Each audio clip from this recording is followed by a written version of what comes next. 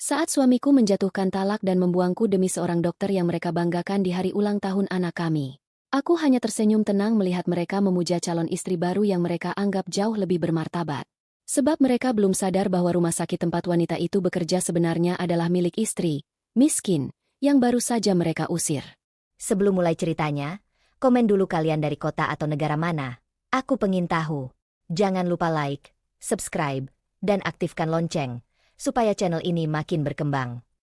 Aroma mentega cair dan vanila memenuhi dapur kediaman mewah keluarga Rendra. Namun kehangatan itu sama sekali tidak menyentuh hati Arini. Tangannya yang sedikit gemetar masih telaten menghias kue ulang tahun bertingkat dengan krim berwarna biru langit. Hari ini adalah hari besar bagi Gilang, putra kecilnya yang akan genap berusia 4 tahun. Arini ingin semuanya sempurna, sebuah perayaan sederhana namun tulus yang ia siapkan dengan tangannya sendiri, meskipun ia tahu bahwa di rumah ini, ketulusan seringkali dianggap sebagai tanda kemiskinan. Lagi-lagi kue buatan sendiri.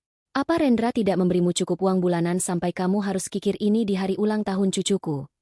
Suara tajam itu memotong keheningan dapur. Arini tidak perlu menoleh untuk tahu siapa yang berdiri di ambang pintu dengan tangan bersedekap dan tatapan menghakimi. Bu Lastri, ibu mertuanya, melangkah masuk dengan sepatu rumah berbulu yang tampak kontras dengan lantai marmer yang baru saja Arini pelel. Sejak pertama kali Rendra membawanya ke rumah ini 5 tahun lalu, Bu Lastri tidak pernah menyembunyikan ketidaksukaannya pada Arini, wanita yang dianggapnya hanya modal tampang dan berasal dari keluarga yatim piatu yang tidak jelas asal-usulnya. Gilang lebih suka rasa kue buatan Arini. Ma. Lebih sehat dan tanpa pengawet, jawab Arini lembut, mencoba menjaga nada suaranya tetap stabil meski hatinya mulai berdenyut nyeri.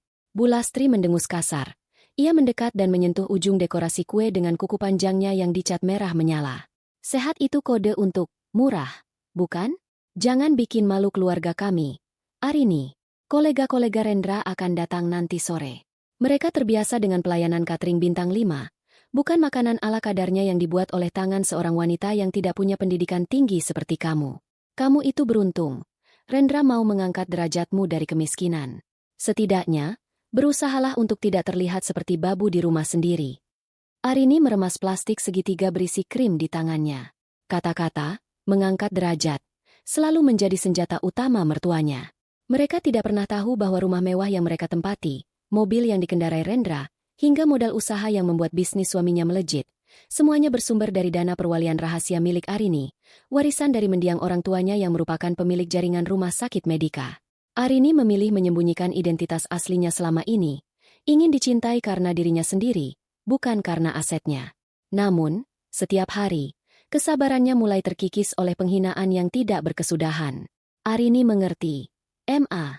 Arini sudah memesan beberapa menu tambahan dari restoran untuk para tamu nanti, ucap Arini pelan, memilih untuk mengalah seperti biasa demi ketenangan rumah tangga. Baguslah kalau sadar diri. Ingat, jangan sampai kamu memalukan Rendra sore nanti dengan pakaian lusuhmu itu. Ketus Bu Lastri sebelum melenggang pergi, meninggalkan aroma parfum menyengat yang membuat Arini sesak. Menjelang sore, suasana rumah semakin sibuk. Beberapa kru dekorasi yang disewa Bu Lastri, tanpa sepengetahuan Arini, mulai mengubah ruang tengah menjadi aula pesta yang berlebihan. Arini hanya bisa menghela napas saat melihat balon-balon emas dan perak menutupi dekorasi sederhana yang ia buat sejak pagi. Di sudut ruangan, Gilang berlari kecil menghampirinya. Wajahnya ceria mengenakan setelan jas kecil. Bunda, Papa kapan pulang? Papa janji mau bawakan robot besar untuk Gilang. Tanya bocah itu dengan mata berbinar. Arini mengusap pipi putranya. Sebentar lagi, sayang, Papa pasti sedang di jalan. Namun, ketika sebuah mobil sedan hitam mewah berhenti di halaman, harapan Arini yang baru saja ia pupuk mendadak layu. Rendra turun dari mobil dengan setelan kerja yang masih rapi. Namun wajahnya tampak mendung dan tegang. Ia bahkan tidak melihat ke arah spanduk besar bertuliskan Happy Birthday Gilang yang terpasang di depan pintu. Mas, kamu sudah pulang? Gilang sudah menunggumu dari tadi. Sapa Arini, mencoba menyambut suaminya dengan senyum. Ia melangkah mendekat, hendak mengambil tas kerja Rendra. Namun suaminya itu justru menghindar dengan gerakan kasar. Jangan sekarang, Arini. Aku sedang pusing, sahut Rendra dingin. Ia bahkan tidak melirik Gilang yang sudah memeluk kakinya. Papa! Robotnya mana? Gilang berseru riang. Rendra mendecak, melepaskan pelukan kecil anaknya dengan dorongan yang cukup kuat hingga Gilang terhuyung. Papa lupa. Mainanmu sudah terlalu banyak. Jangan merengek terus. Arini, Bawa anak ini ke dalam. Aku ada urusan penting. Hati Arini mencelos. Ia segera merangkul Gilang yang mulai berkaca-kaca. Perubahan sikap Rendra dalam 3 bulan terakhir semakin menjadi-jadi. Dulu, Rendra adalah sosok yang hangat, namun sejak ambisinya untuk bekerja sama dengan jajaran petinggi RS Medika menguat, ia menjadi pria yang tak tersentuh dan penuh rahasia. Rendra tidak masuk ruang pesta. Ia justru berjalan cepat menuju balkon belakang sambil menempelkan ponsel ke telinganya. Arini, yang merasa ada sesuatu yang tidak beres, menitipkan Gilang pada pengasuh sebentar dan mengikuti suaminya secara sembunyi-sembunyi di balik tirai pintu geser. Iya, sayang. Aku tahu. Sabarlah sedikit lagi. Hari ini hanya formalitas untuk menyenangkan ibuku. Suara Rendra terdengar merendah. Nada yang sudah bertahun-tahun tidak pernah Arini dengar lagi ditujukan untuknya. Aku juga merindukanmu. Setelah pesta konyol ini selesai, aku akan menemuimu. Kamu jauh lebih berkelas daripada wanita yang ada di rumah ini. Dunia Arini seolah berhenti berputar. Tubuhnya kaku. Tangannya mencengkram kain tirai dengan sangat kencang hingga kuku-kukunya memutih. Sayang. Berkelas? Siapa yang sedang dibicarakan suaminya? Apakah ini alasan Rendra selalu pulang terlambat dan bersikap dingin padanya? Arini memejamkan mata, berusaha mengatur napasnya yang mulai memburu. Luka akibat hinaan mertuanya terasa tidak ada apa-apanya dibandingkan dengan pengkhianatan yang baru saja ia tangkap lewat indera pendengarannya. Selama ini ia bertahan dalam diam, menganggap sikap kasar keluarga ini adalah ujian kesabaran. Namun kini, ia menyadari bahwa pengorbanannya untuk menyembunyikan jati dirinya mungkin adalah kesalahan terbesar. Sebuah getaran di saku gaunnya mengejutkan Arini. Ia mengambil ponselnya dan melihat sebuah pesan masuk dari Maya, sekretaris pribadinya di kantor pusat yayasan pemilik RS Medika. Ibu Arini, Dr. Siska dari bagian bedah terus mendesak untuk mendapatkan promosi jabatan lewat jalur orang dalam. Dia mengklaim memiliki hubungan khusus dengan keluarga suami Anda. Apakah saya harus tetap menahan berkasnya?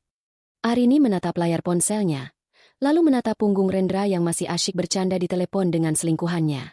Sebuah keputusan kecil namun berisiko mulai terbentuk di benak Arini. Ia tidak akan menangis. Ia tidak akan melabrak Rendra sekarang dan menghancurkan hari ulang tahun Gilang. Tangan Arini dengan cepat mengetik balasan untuk Maya. Biarkan dia merasa di atas angin. Maya, unduh semua data kinerjanya dan siapkan berkas kepemilikan mutlak rumah sakit atas namaku. Aku ingin melihat sejauh mana mereka bisa terbang sebelum aku mematahkan sayapnya sendiri. Arini menyimpan kembali ponselnya. Saat ia berbalik untuk kembali ke ruang pesta, wajahnya telah berubah. Tidak ada lagi Arini yang tunduk dan penuh duka. Senyumnya kini tampak tenang, namun tatapannya sedingin es. Tekanan di dadanya tidak hilang, namun kini ia memiliki tujuan. Ia akan membiarkan mereka merayakan kemenangan palsu mereka malam ini, sementara ia mulai menyiapkan panggung untuk kejatuhan mereka yang paling menyakitkan. Bunda, ayo potong kue. Suara Gilang memanggil dari ruang tengah. Iya, sayang. Bunda datang. Jawab Arini dengan suara yang sangat tenang, meski di dalam kepalanya, ia baru saja menyusun rencana untuk menghancurkan hidup pria yang baru saja menyebutnya tidak berkelas. Keputusan yang Arini ketikkan di layar ponselnya sesaat sebelum keluar dari kamar bukan sekadar perintah bisnis, melainkan sebuah deklarasi perang yang ia simpan rapat dalam batinnya. Namun, begitu ia melangkah kembali ke ruang tengah, keberanian itu langsung dihantam oleh pemandangan yang membuat dadanya sesak. Rumah yang ia bangun dengan kehangatan dan kesederhanaan telah berubah menjadi panggung sandiwara yang asing. Karpet beludru merah terbentang di atas marmer, menutupi jejak-jejak lelahnya saat mengepel lantai tadi pagi. Ratusan tamu yang tidak ia kenal, pria-pria bersetelan jas mahal dan wanita-wanita dengan tas bermerek yang harganya setara dengan biaya sekolah Gilang selama setahun, memenuhi ruangan. Mereka tertawa, memegang gelas kristal, dan membicarakan tentang saham serta ekspansi bisnis. Arini berdiri mematung di sudut. Ia merasa seperti debu di tengah kilauan berlian. Arini, apa yang kamu lakukan berdiri seperti patung di sana? Suara berat itu berasal dari Pak Baskoro, ayah mertuanya. Pria itu duduk di kursi ukiran jati yang diletakkan di posisi paling sentral, seolah ia adalah seorang raja yang sedang meninjau wilayah kekuasaannya. Pak Baskoro jarang bicara, namun setiap kata yang keluar adalah perintah yang tak boleh dibantah. Baginya, Arini hanyalah pelengkap yang kebetulan dipilih Rendra karena kepatuhannya, bukan karena kualitas yang bisa dibanggakan. Maaf, Pak. Arini baru saja menidurkan Gilang sebentar karena dia mengantuk. Jawab Arini pelan sembari melangkah mendekat. Pak Baskoro menatap Arini dari bawah ke atas, mencela gaun sederhana berwarna pastel yang dikenakan menantunya. Tamu-tamu penting sudah berdatangan. Jangan buat malu dengan wajah lelahmu itu. Bantu Lastri di dapur. Pastikan canape dan minuman tidak pernah kosong di meja tamu. Jangan biarkan pelayan-pelayan itu bekerja sendirian. Mereka sering teledor. Hati Arini perih. Ia bukan diminta untuk menyambut tamu sebagai nyonya rumah, melainkan diminta untuk menjadi pengawas pelayan, atau bahkan menjadi bagian dari mereka. Ia menoleh ke arah Bu Lastri yang sedang asyik tertawa bersama sekelompok sosialita. Begitu melihat Arini, Bu Lastri memberikan isyarat tangan seolah sedang mengusir lalat, menyuruh Arini segera ke area servis. Arini menarik napas panjang, menelan harga dirinya bulat-bulat. Ia berjalan ke dapur, mengambil nampan berisi gelas-gelas minuman, dan mulai berkeliling di antara tamu. Di setiap langkahnya, ia mendengar bisikan-bisikan tajam. Itu istrinya Rendra? Kok kelihatannya seperti asisten rumah tangga ya? Yah, kudengar dia cuma orang biasa. Beruntung sekali bisa masuk ke keluarga Baskoro. Arini terus berjalan. Matanya fokus pada gelas-gelas yang ia bawa agar tidak goyah. Hingga tiba-tiba, langkahnya terhenti di dekat pintu utama. Rendra masuk dengan wajah yang jauh lebih cerah daripada saat ia pulang kerja tadi. Di sampingnya, seorang wanita cantik dengan gaun merah marun yang memeluk lekuk tubuhnya berjalan dengan anggun. Wanita itu memancarkan aura otoritas dan kecerdasan yang sangat kontras dengan kerendah hatian Arini. Perhatian semuanya. Rendra berseru, menarik perhatian seluruh ruangan. Suaranya penuh kebanggaan yang tidak pernah ia tunjukkan saat membicarakan Arini. Saya ingin memperkenalkan tamu istimewa kita malam ini. Dr. Siska, Kepala Tim Bedah di RS Medika. Beliau adalah wanita luar biasa yang mengerti ambisi saya dan telah banyak membantu saya memetakan strategi untuk investasi baru kita di bidang kesehatan. Seluruh ruangan bertepuk tangan. Dr. Siska tersenyum manis, menyalami beberapa kolega penting Rendra dengan percaya diri.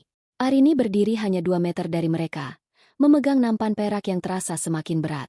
Ia menatap Siska, wanita yang tadi disebut Maya dalam pesan singkat. Inilah wanita yang dianggap Rendra berkelas. Wanita yang menjadi alasan suaminya tega menghina istrinya sendiri.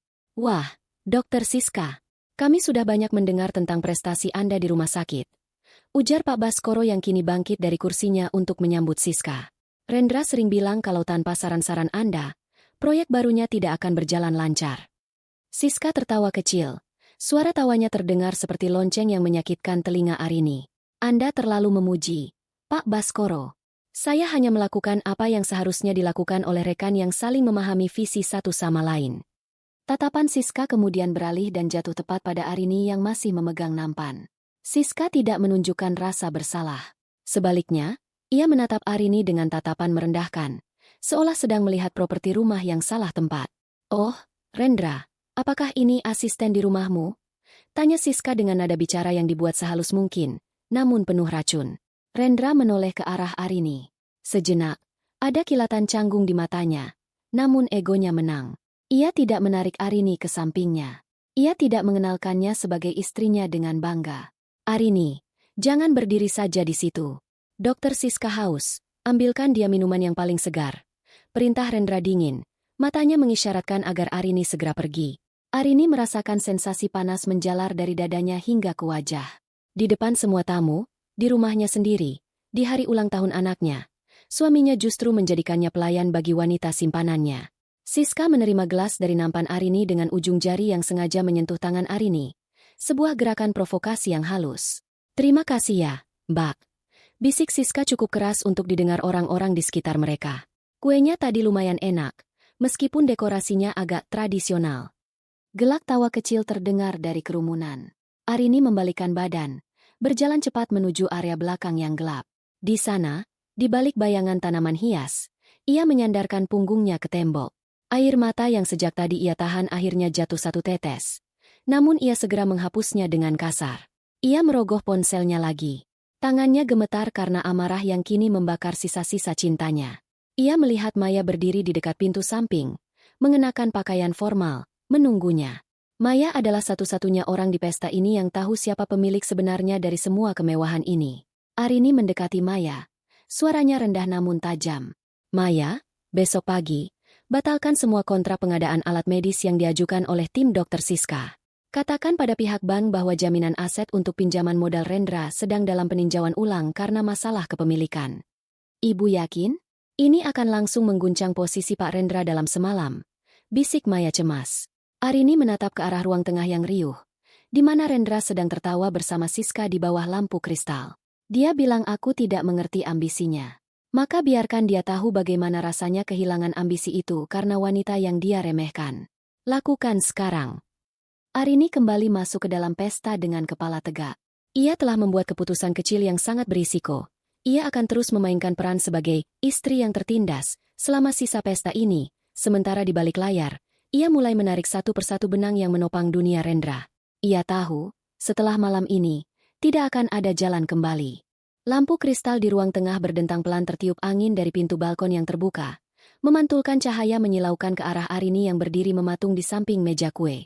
Instruksi yang baru saja ia berikan kepada Maya di balik pilar tadi terasa seperti sebuah bom waktu yang ia genggam erat di telapak tangannya. Dadanya sesak, bukan lagi karena rasa minder, melainkan karena kemarahan yang membeku menjadi tekad.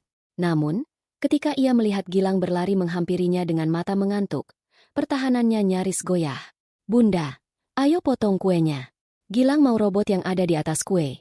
Rengek bocah itu menarik-narik ujung gaun pastel Arini. Arini memaksakan senyum, mengusap kepala putranya. "Iya, sayang. Kita tunggu papa sebentar, ya." Namun, papa yang ditunggu-tunggu tidak datang dengan senyuman. Rendra melangkah ke tengah ruangan, bukan untuk menghampiri anaknya, melainkan untuk berdiri di samping Dr. Siska. Bu Lastri segera menyusul, berdiri di sisi lain Rendra seolah mereka adalah trinitas penguasa di rumah itu. Suasana riuh para tamu perlahan mereda saat Rendra mengangkat tangannya, memberi isyarat bahwa ia ingin berbicara.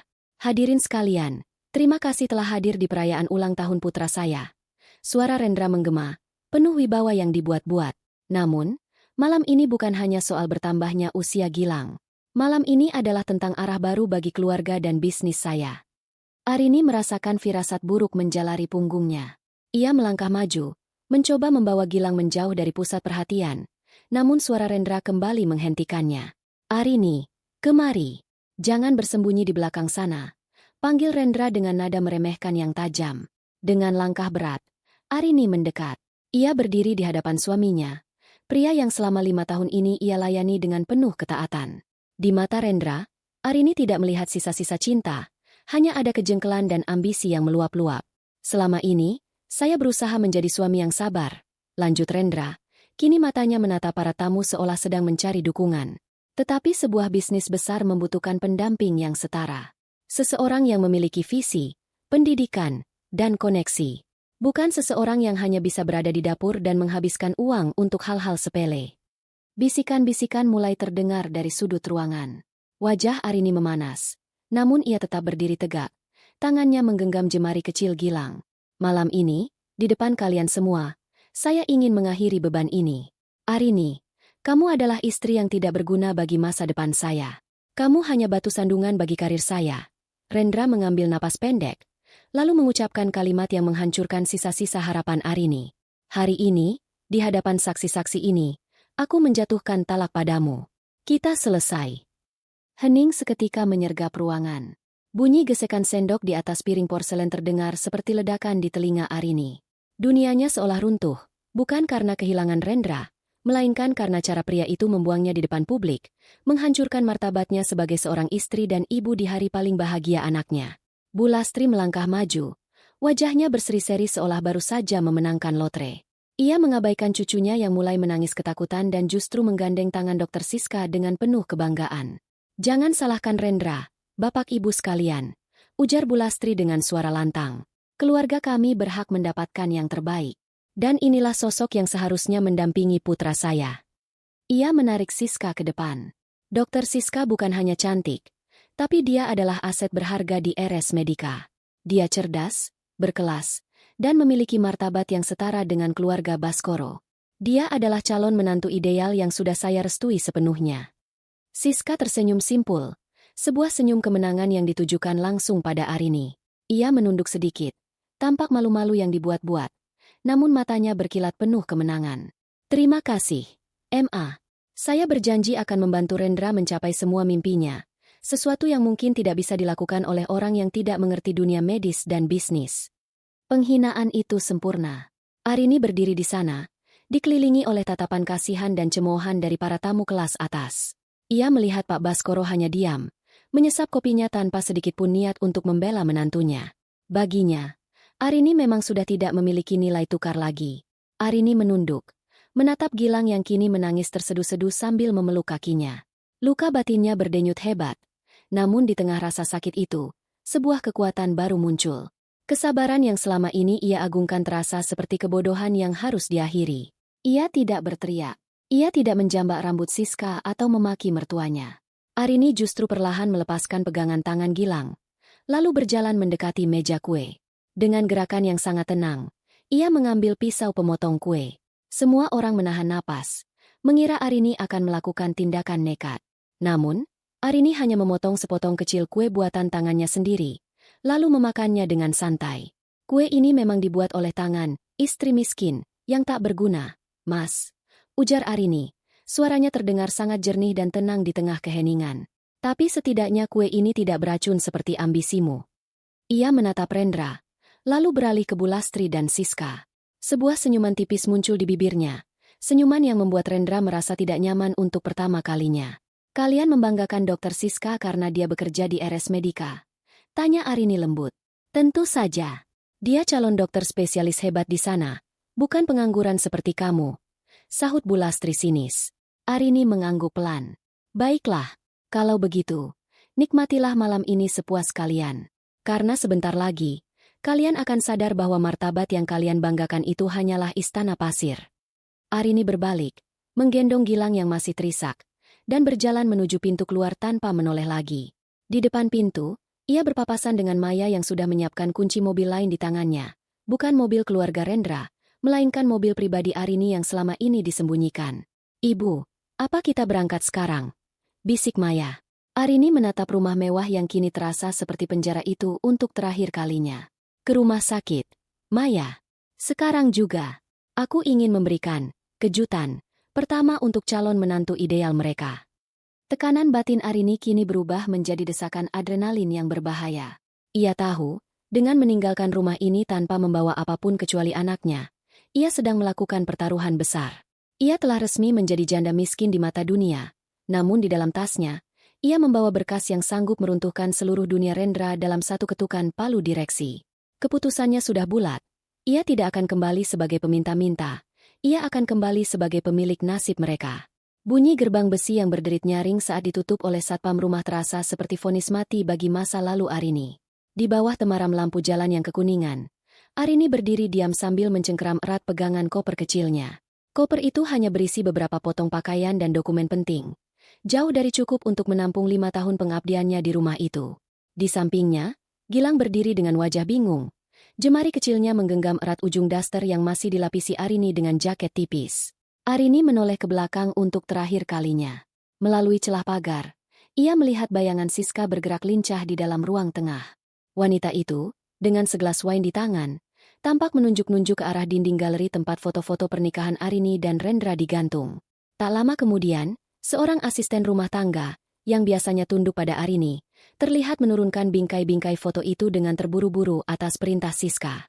Bunda, kenapa foto kita dicopot? Suara Gilang pecah, hampir menangis. Kita mau kemana? Robot Gilang ketinggalan di dalam. Arini berjongkok, menatap mata putranya yang sembab. Dadanya seolah dihantam goda melihat kepolosan yang baru saja dihancurkan oleh ayahnya sendiri. Robotnya sedang diperbaiki. Sayang, kita akan pergi ke tempat yang lebih indah. Tempat di mana tidak ada yang akan membentak Gilang lagi. Bisiknya dengan suara bergetar, meski matanya tetap kering. Ia sudah berjanji pada diri sendiri bahwa air matanya telah habis di meja potong kue tadi.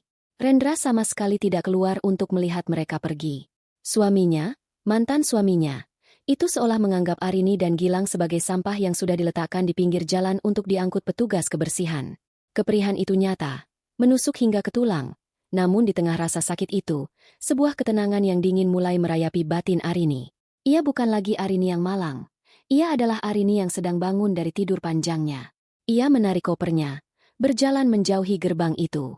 Rodanya yang kecil berderit di atas aspal kasar, menciptakan irama yang menyedihkan di keheningan malam. Namun, hanya 100 meter di ujung jalan, sebuah mobil sedan mewah berwarna hitam mengkilap telah menunggu dengan mesin yang menderu halus. Begitu melihat Arini mendekat, pintu belakang terbuka secara otomatis. Seorang wanita dengan setelan blazer formal yang sangat rapi keluar dari mobil. Itu Maya. Wajahnya yang biasanya tenang kini memancarkan kemarahan yang tertahan saat melihat kondisi bosnya. "Ibu." Maya melangkah cepat, mengambil alih koper Arini dengan tangan yang sedikit gemetar. Mereka benar-benar melakukannya? Mereka mengusir ibu seperti ini. Arini hanya mengangguk pelan, membantu Gilang masuk ke dalam kabin mobil yang hangat dan beraroma kayu cendana. Begitu pintu tertutup, keheningan mewah menyelimuti mereka. Sangat kontras dengan keributan penuh hinaan yang baru saja mereka tinggalkan. "Biarkan saja, Maya," ucap Arini. Suaranya kini terdengar berbeda, lebih berat dan penuh otoritas. Mereka merasa sudah menang karena berhasil menguasai fisik rumah itu. Mereka tidak tahu bahwa rumah itu dibeli atas nama perusahaan cangkang yang dikelola yayasan kita. Biarkan Siska menikmati dekorasi barunya untuk malam ini. Besok, kenyataan akan mulai menagih harganya. Maya duduk di kursi depan, menoleh ke arah Arini melalui spion tengah. "Semua sudah siap, Bu. Apartemen penthouse di pusat kota sudah dibersihkan. Tim hukum kita juga sudah memegang draft gugatan balik untuk pencemaran nama baik jika diperlukan. Dan soal rumah sakit Medika." Maya ragu sejenak. Besok ada rapat dewan direksi untuk membahas anggaran pengadaan alat bedah baru yang diajukan Dr. Siska. Dia sangat gencar mempromosikan vendor milik kerabat Pak Rendra. Arini menyandarkan kepalanya ke sandaran kursi kulit yang empuk. Ia menatap keluar jendela, melihat deretan rumah mewah yang berlalu dengan cepat. Konflik batin di hatinya berkecamuk. Ada bagian dari dirinya yang masih merindukan sosok Rendra yang dulu, pria yang pernah menjanjikannya perlindungan. Namun, bayangan Rendra yang memeluk Siska di depan para tamu menghapus sisa-sisa empati itu. "Batalkan seluruh pengajuan itu, Maya," perintah Arini dingin. "Jangan beri alasan apapun dulu. Biarkan direktur operasional yang menyampaikan bahwa ada instruksi langsung dari pemilik modal. Aku ingin Siska panik. Aku ingin dia merasa posisinya terancam tepat di saat dia merasa berada di puncak dunia." "Tapi Bu," Maya memotong pelan. "Jika kita melakukan ini sekarang, Rendra akan langsung tahu bahwa ada kekuatan besar yang menghalangi jalannya. Dia mungkin akan mulai mencari tahu siapa di balik semua ini." Arini terdiam. Itu adalah risiko yang nyata. Selama ini ia menjadi hantu di perusahaannya sendiri agar identitasnya terlindungi. Jika ia mulai bergerak, identitasnya bisa terbongkar lebih cepat dari yang ia rencanakan.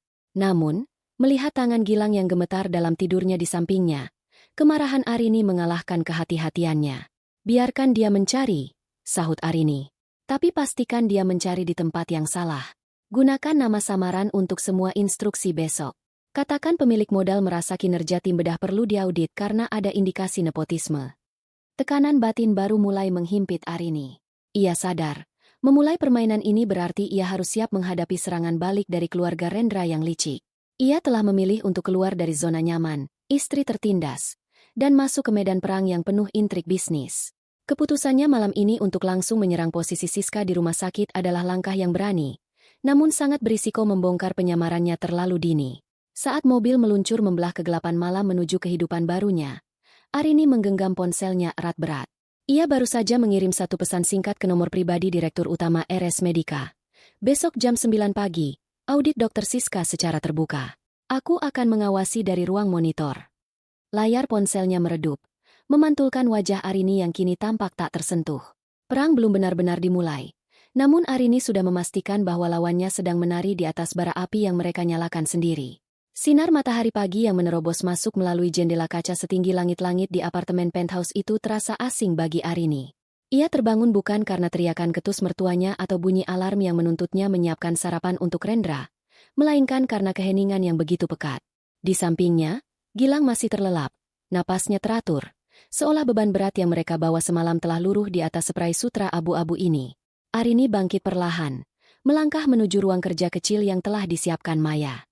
Di atas meja kerja berbahan marmer itu, sebuah map coklat sudah menanti. Isinya bukan lagi soal laporan keuangan rumah sakit, melainkan draft gugatan cerai yang dikirimkan pengacara Rendra melalui pesan singkat tadi subuh. Arini membaca setiap barisnya dengan teliti. Rendra tidak hanya ingin berpisah, ia ingin menghapus jejak Arini sepenuhnya. Dalam draft itu, Rendra hanya menawarkan uang nafkah yang sangat minim, dengan catatan bahwa Arini harus melepaskan hak asuh Gilang jika tidak bisa membuktikan memiliki penghasilan tetap dalam waktu 1 bulan.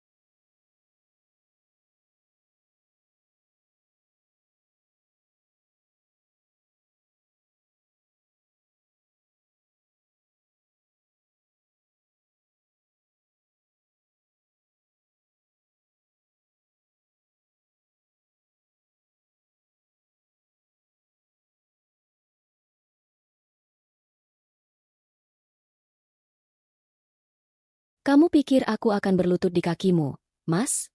Bisik Arini pada udara kosong. Tangannya mencengkeram pinggiran meja. Ada rasa sakit yang berdenyut di dadanya. Rasa sakit karena dikhianati oleh pria yang pernah ia cintai setengah mati. Namun ada pula api yang mulai berkobar. Rendra begitu yakin bahwa tanpa dirinya, Arini adalah nol. Kesombongan pria itu adalah titik lemah yang akan Arini manfaatkan. Sesaat kemudian, layar monitor di depannya menyala, menampilkan rekaman CCTV real-time dari koridor utama Rumah Sakit Medika. Maya telah memberikan akses penuh bagi Arini untuk memantau dari jauh. Di layar itu, Arini melihat Siska melangkah dengan angkuh, mengenakan jas dokter putih yang disampirkan di bahu layaknya jubah kebesaran. Di koridor itu, Siska menghentikan seorang perawat senior bernama Suster Sari. Dari gerak tubuhnya, Siska tampak sedang memarahi perawat yang sudah mengabdi selama 10 tahun itu. Arini memperbesar volume audio dari sistem pemantauan rahasianya. Saya tidak peduli dengan prosedur administrasi, Suster Sari. Suara Siska terdengar melengking, menarik perhatian beberapa pasien yang melintas. Pak Baskoro adalah tamu kehormatan. Jika saya bilang pindahkan dia ke kelas Presidential Suite sekarang juga, maka lakukan. Jangan berani-berani menanyakan soal deposit atau jaminan asuransi kepada keluarga calon suami saya. Suster Sari tampak berusaha menjelaskan dengan tenang. Tapi Dokter Siska, kamar itu sudah dipesan untuk pasien pasca operasi jantung pagi ini.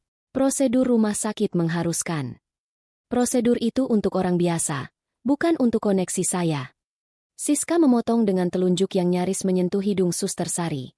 Anda tahu siapa yang memiliki saham terbesar di sini? Rendra sedang menjalin komunikasi langsung dengan pemilik yayasan. Jika saya memberikan satu laporan buruk tentang Anda, besok Anda akan mencari pekerjaan di puskesmas terpencil. Paham? Suster Sari tertunduk.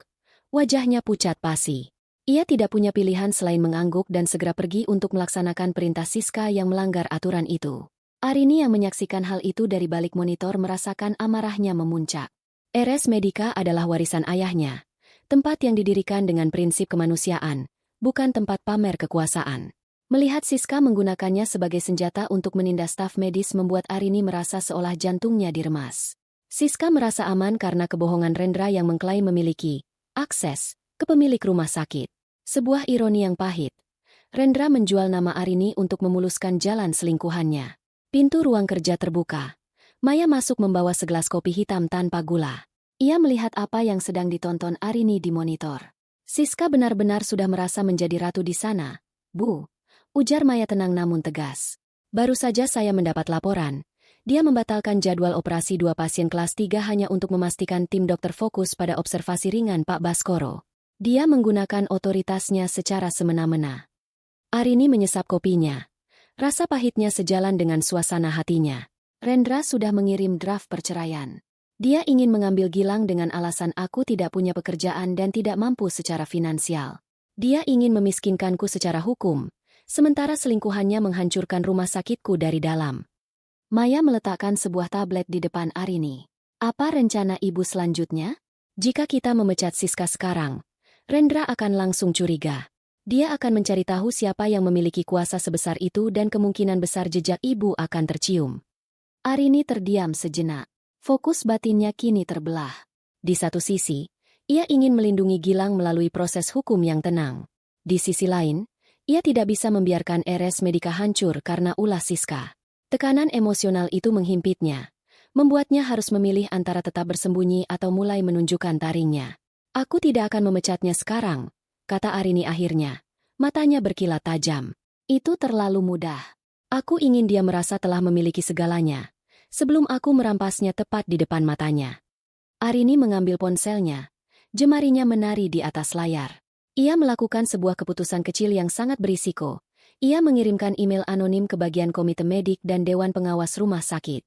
Isinya adalah instruksi untuk melakukan audit kinerja mendadak terhadap Dr. Siska terkait pelanggaran prosedur pasien VIP. Namun, Arini tidak berhenti di situ.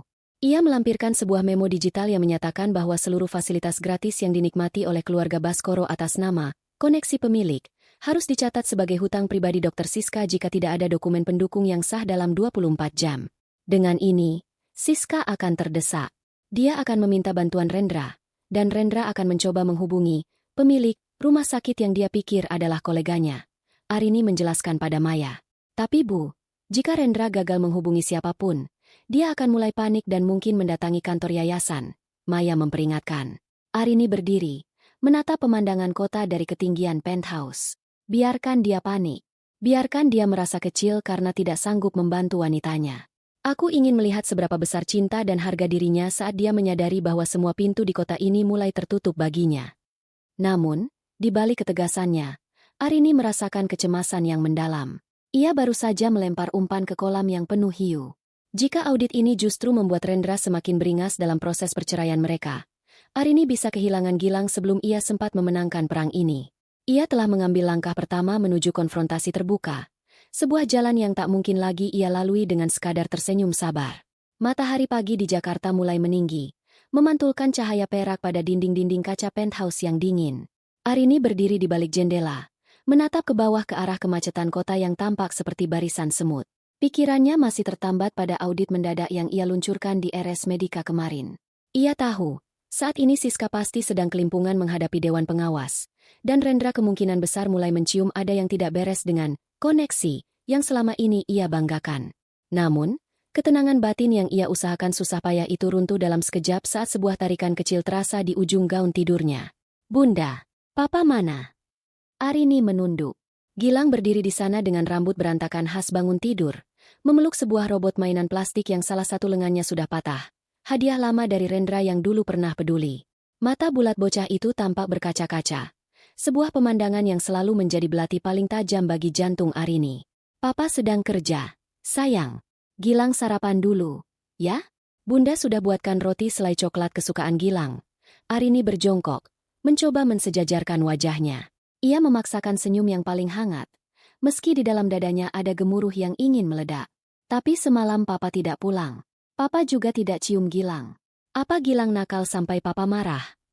Suara kecil itu bergetar, dan satu tetes air mata akhirnya jatuh ke pipi gembulnya. Arini memeluk putranya sangat erat, hingga ia bisa merasakan detak jantung Gilang yang cepat. Inilah bagian tersulit dari perang ini. Ia bisa dengan mudah menghancurkan karir Siska atau memiskinkan Rendra dalam semalam, Tapi ia tidak tahu bagaimana cara menjelaskan pada anak berusia 4 tahun bahwa ayahnya lebih memilih wanita lain daripada keluarga mereka. Rasa bersalah menghimpitnya. Rasa bersalah karena membiarkan Gilang tumbuh dalam rumah tangga yang penuh kepalsuan selama ini. Namun, ia juga tahu, menyerah dan kembali pada Rendra hanya akan membuat Gilang tumbuh melihat ibunya diinjak-injak setiap hari. Gilang tidak nakal. Papa hanya sedang belajar untuk jadi orang yang lebih baik di tempat lain. Bisik Arini, sebuah kebohongan putih yang pahit. Sekarang, Gilang sama Bunda dulu, ya? Bunda janji, kita akan selalu bahagia. Setelah berhasil membujuk Gilang untuk makan bersama pengasuh di ruang TV, Arini melangkah ke ruang kerjanya dengan langkah yang lebih berat. Maya sudah menunggu di sana dengan beberapa dokumen digital yang menyala di layar tabletnya. Wajah Maya tampak serius. Tanda bahwa situasi di lapangan mulai memanas. Ibu, Rendra baru saja menghubungi bagian administrasi PT Aksara Medika. Lapor Maya tanpa basa-basi. PT Aksara Medika adalah perusahaan bayangan yang didirikan Arini 3 tahun lalu.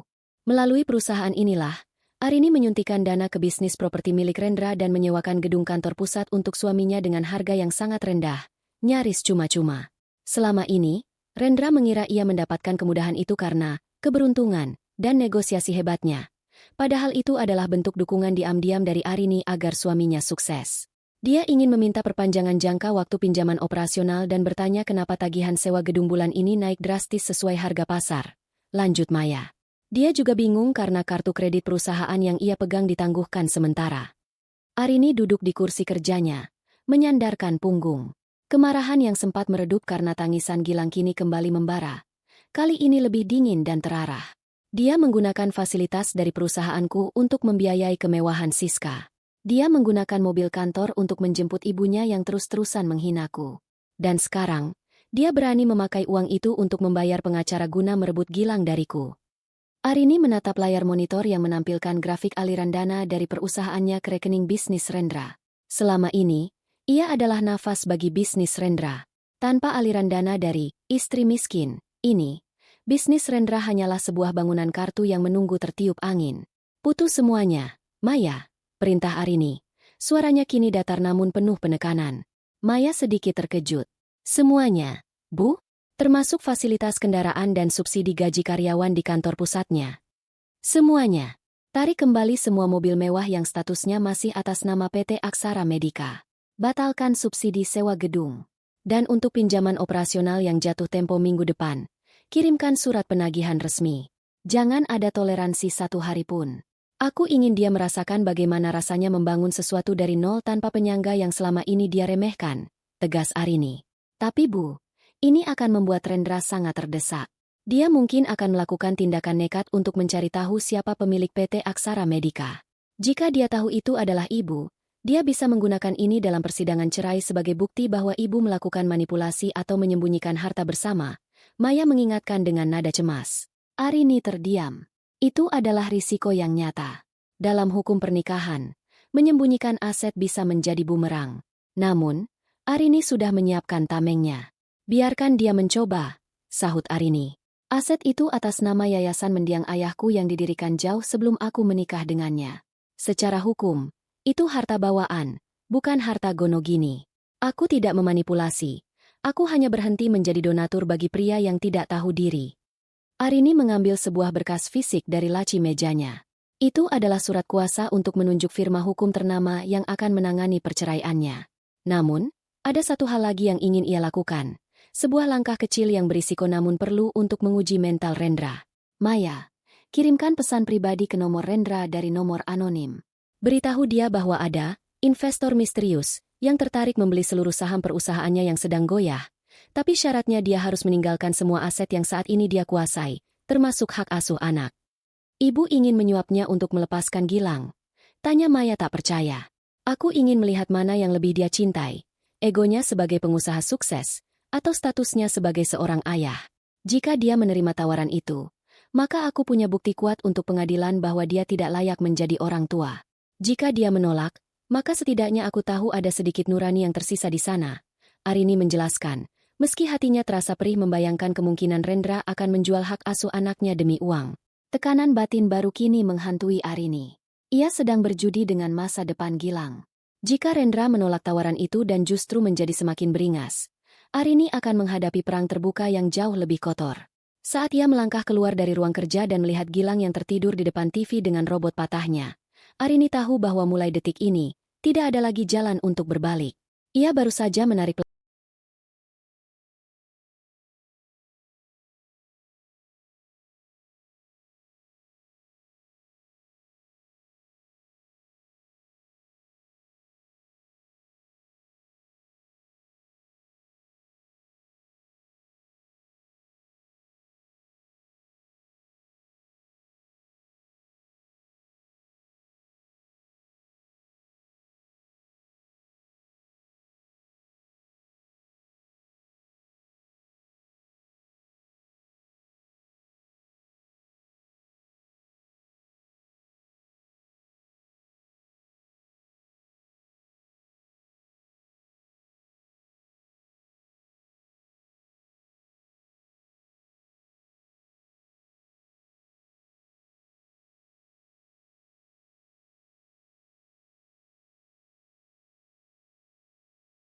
pelatuk yang akan menghancurkan dunia yang pernah ia bangun dengan cinta, demi membangun dunia baru yang lebih jujur bagi putranya.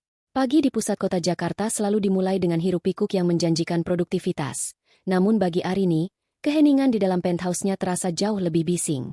Ia duduk di meja makan, menatap piring sarapan Gilang yang hanya tersentuh separuh.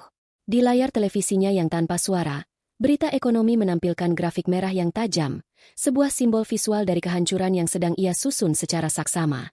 Kemarin, ia telah menarik pelatuk. Hari ini, ia hanya perlu menunggu pelurunya sampai ke sasaran. Ibu, laporan dari lapangan sudah masuk. Suara Maya memecah lamunan Arini. Maya melangkah masuk dengan setelan kerja yang tajam, membawa aura efisiensi yang menenangkan. 3 investor utama PT Rendra Properti baru saja mengirimkan surat penarikan modal secara serentak pagi ini. Alasan yang mereka gunakan adalah ketidakstabilan struktur kepemimpinan setelah audit internal di RS Medica mencuat ke permukaan. Arini menyesap teh hangatnya, merasakan pahit yang samar di lidah. Rendra pasti sedang panik sekarang. Dia tidak pernah belajar bahwa kepercayaan investor itu seperti kaca. Sekali retak karena isu nepotisme atau ketidakmampuan manajerial, mereka akan lari menyelamatkan diri. Bukan hanya panik, Bu. Kabarnya, dia mulai kehilangan kendali emosinya. Tambah Maya dengan nada datar namun penuh arti. Di sisi lain kota, di rumah mewah yang kini terasa seperti tungku panas, Rendra membanting tumpukan berkas ke atas meja kopi marmer hingga menimbulkan suara dentuman yang memilukan. Nafasnya memburu. Wajahnya merah padam akibat amarah dan ketakutan yang bercampur aduk. Bagaimana bisa mereka semua menarik diri dalam waktu 24 jam? Teriak Rendra pada ruang kosong, sebelum matanya tertuju pada Bu Lastri yang baru saja turun dari tangga dengan wajah yang sama tegangnya. Rendra, kendalikan dirimu. Ada apa sebenarnya? Bu Lastri mencoba mendekat. Namun ia terhenti oleh tatapan tajam putranya. Ini semua karena ide Mama untuk mempercepat penggusuran Arini dan membawa Siska masuk. Bentak Rendra, sebuah reaksi emosional yang belum pernah ia tunjukkan pada ibunya. Investor bilang mereka mendengar rumor bahwa aku kehilangan dukungan dari penyokong dana utama di balik PT Aksara Medica. Mereka pikir aku tidak punya lagi kekuatan finansial untuk menjamin proyek apartemen di Jakarta Selatan itu. Dan sekarang, tagihan sewa gedung ini naik 5 kali lipat. Kita bisa bangkrut. MA. Bu Lastri tertegun. Egonya yang setinggi langit seolah tersengat listrik. Selama ini ia percaya bahwa kesuksesan Rendra adalah berkat garis keturunan, darah biru, keluarga Baskoro, bukan karena bantuan wanita yang ia anggap miskin seperti Arini. Jangan menyalahkan Mama. Arini itu cuma benalu. Dia tidak punya apa-apa. Balas Bu Lastri, meski suaranya sedikit bergetar. Pasti ada jalan lain. Kita punya Siska. Dia dokter spesialis yang punya pengaruh di rumah sakit paling bergengsi. Tepat saat itu, pintu depan terbuka. Siska masuk dengan wajah lelah. Namun matanya berkilat penuh tekad yang dipaksakan. Ia baru saja melewati hari yang sangat buruk karena audit mendadak di RS Medica. Namun ia tahu ia tidak boleh terlihat lemah di depan keluarga Rendra. Posisinya sebagai calon menantu idaman adalah satu-satunya kartu as yang ia miliki sekarang. Mas, aku dengar soal investormu, ujar Siska cepat, menghampiri Rendra dan memegang lengannya dengan lembut. Sebuah gestur manipulatif untuk menenangkan kemarahan pria itu. Jangan khawatir. Aku sudah bicara dengan beberapa rekan di Dewan Rumah Sakit.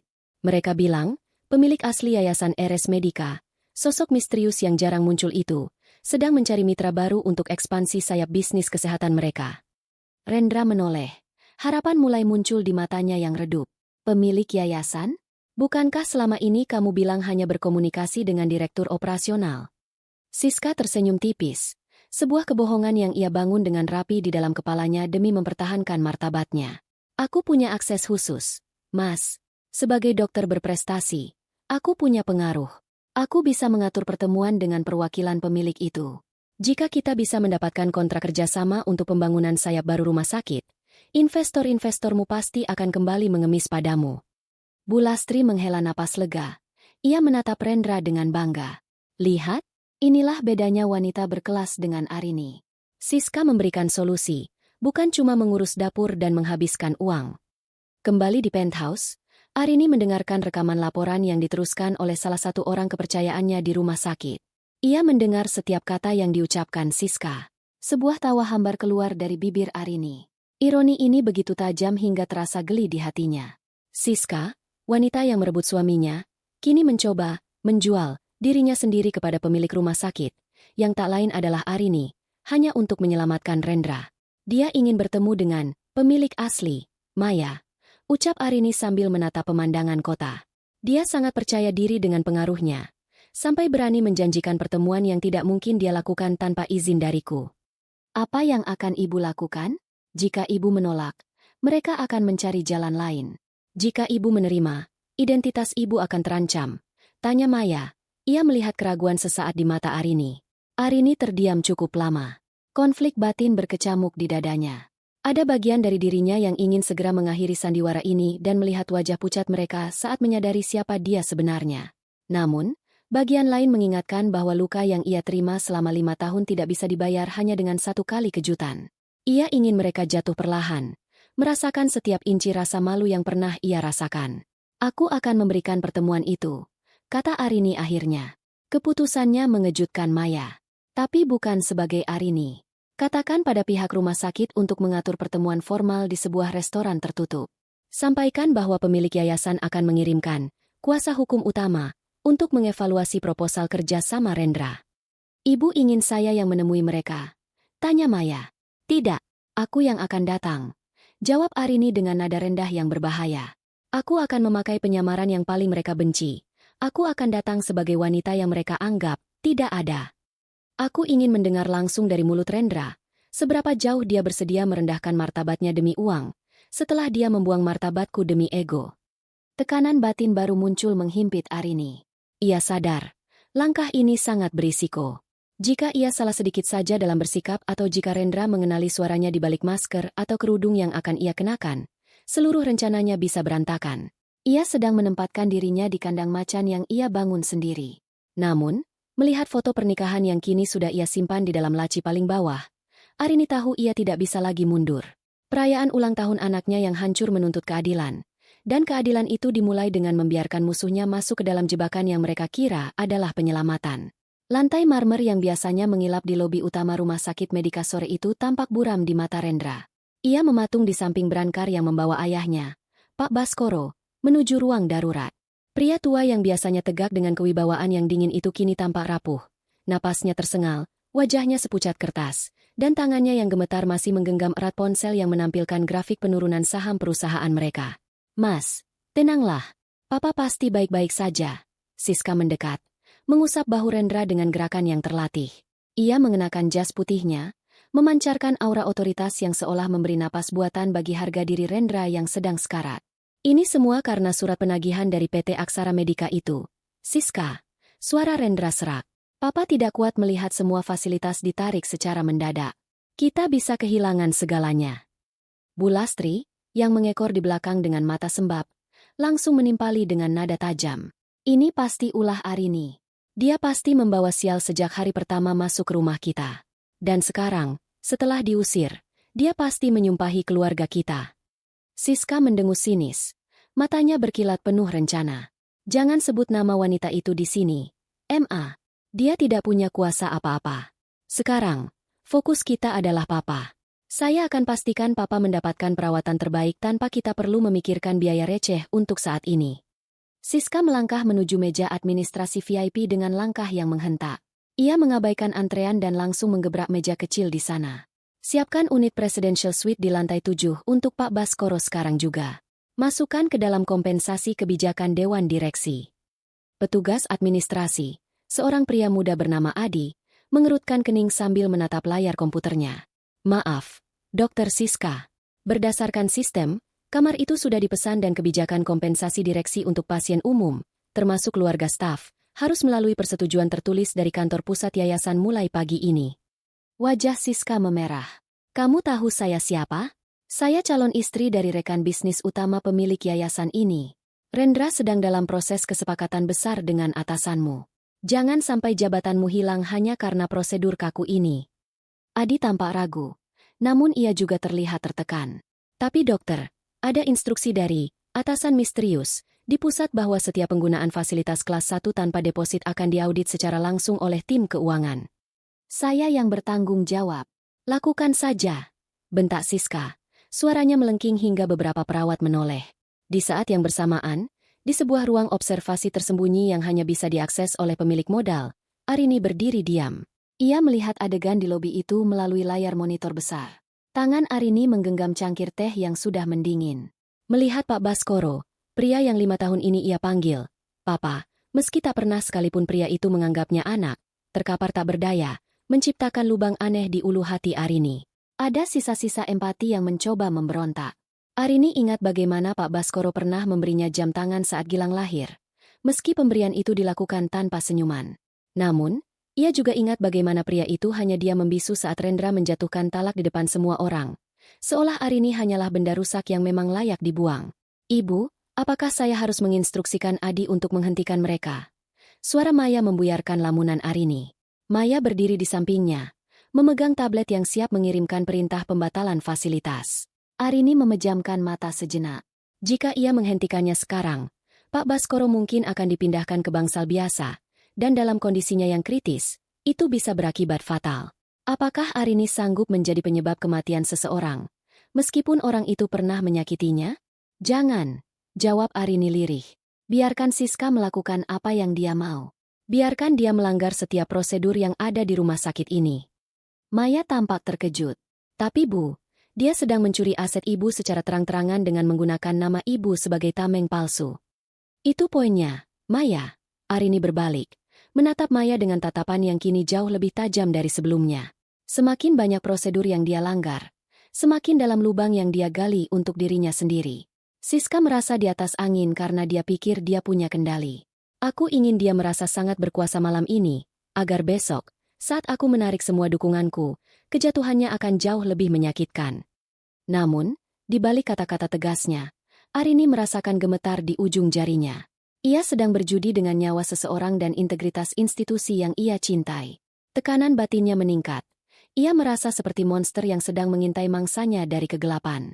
Ia bertanya pada dirinya sendiri, apakah ini harga yang harus kubayar untuk sebuah kehormatan?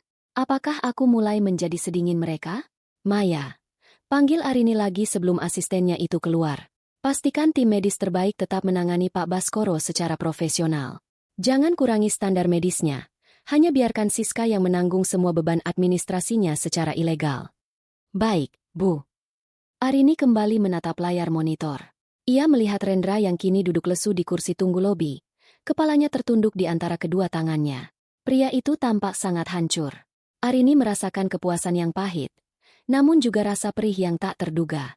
Ia baru saja menyadari bahwa menghancurkan orang yang pernah kita cintai ternyata tidak memberikan kelegaan instan seperti dalam dongeng.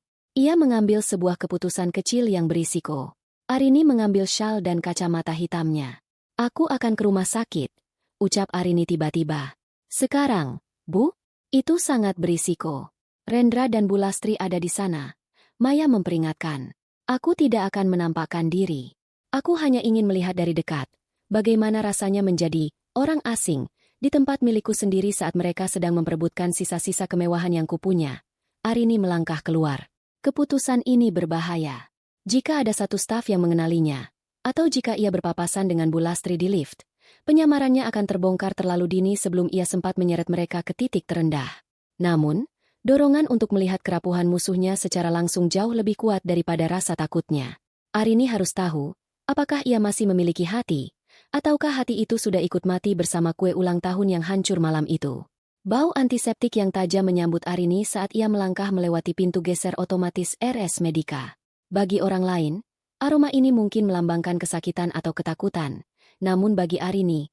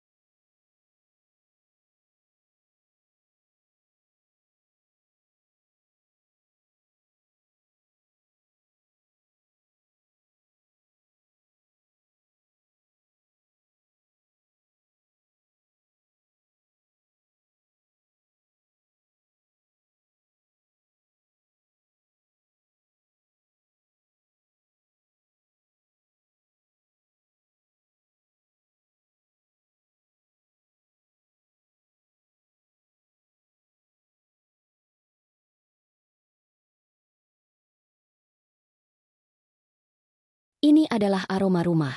Di gedung inilah ayahnya menghabiskan hidup untuk menolong sesama. Dan disinilah letak seluruh warisan yang kini ia genggam dalam diam. Namun, saat ia menyusuri koridor menuju sayap VIP, ia merasa seperti hantu yang gentayangan di istananya sendiri. Arini mengenakan tunik katun berwarna krem sederhana dan kerudung tipis yang menutupi sebagian wajahnya. Ia sengaja tidak membawa tas desainer atau perhiasan apapun. Tujuannya hanya satu, memastikan bahwa Pak Baskoro mendapatkan perawatan yang layak, bukan sekadar menjadi alat pamer kekuasaan bagi Siska. Langkah Arini terhenti di depan konter perawat lantai 7. Di sana, ia melihat Suster Sari, perawat senior yang kemarin sempat ia lihat di monitor sedang dibentak oleh Siska, tampak kelelahan. Permasalahan administrasi pasien di kamar 701 sudah selesai, Suster? Tanya Arini dengan suara lembut. Suster Sari mendongak, tampak bingung melihat pengunjung yang bertanya soal administrasi secara spesifik. Sedang diproses, Bu. Tapi dokter penanggung jawabnya meminta perlakuan khusus tanpa, maaf, saya tidak boleh membicarakan itu. Arini tersenyum di balik maskernya. Tidak apa-apa. Saya hanya kerabat jauh yang ingin memastikan semuanya lancar. Baru saja Arini hendak berbalik. Suara denting lift di ujung koridor menarik perhatian semua orang. Pintu lift terbuka, menampakkan Bu Lastri yang menjinjing tas bermerek dengan angkuh, didampingi oleh Siska yang masih mengenakan jas putih kebanggaannya. Mereka tampak sedang tertawa membicarakan sesuatu, hingga mata tajam Bu Lastri menangkap sosok wanita berpakaian sederhana di depan konter perawat. Langkah Bu Lastri seketika berubah menjadi cepat dan menghentak. Arini, untuk apa kamu berani menginjakan kaki di sini? Suara melengking itu membuat beberapa pasien dan perawat menoleh. Arini membalikkan badan dengan tenang, namun jantungnya berdegup lebih kencang. Ia tahu konfrontasi ini akan terjadi, tapi ia tidak menyangka akan terjadi begitu cepat di depan publik. Saya hanya ingin menjenguk Papa. Ma, jawab Arini datar. Papa, siapa yang kamu panggil Papa? Bu Lastri mendekat. Wajahnya memerah karena emosi yang meluap. Kamu sudah ditalak. Kamu bukan siapa-siapa lagi di keluarga kami. Dasar muka tembok. Setelah diusir, sekarang kamu datang ke sini untuk mengemis belas kasihan. Siska melipat tangan di dada, menatap Arini dengan pandangan yang lebih menghina lagi. Mbak Arini, tolong sadar diri. Ini rumah sakit internasional, bukan pasar kaget. Pakaianmu saja sudah merusak pemandangan di lantai VIP ini. Apa kamu kesini mau minta bantuan biaya? Mas Rendra sudah cukup stres memikirkan bisnisnya yang diganggu orang tidak dikenal. Jangan tambah bebannya dengan rengekanmu. Saya tidak merengek, Siska. Saya hanya memastikan mertua saya, mantan mertua saya, dirawat dengan benar. Ujar Arini, suaranya tetap rendah, menciptakan kontras yang tajam dengan teriakan Bu Lastri. Halah, alasan saja.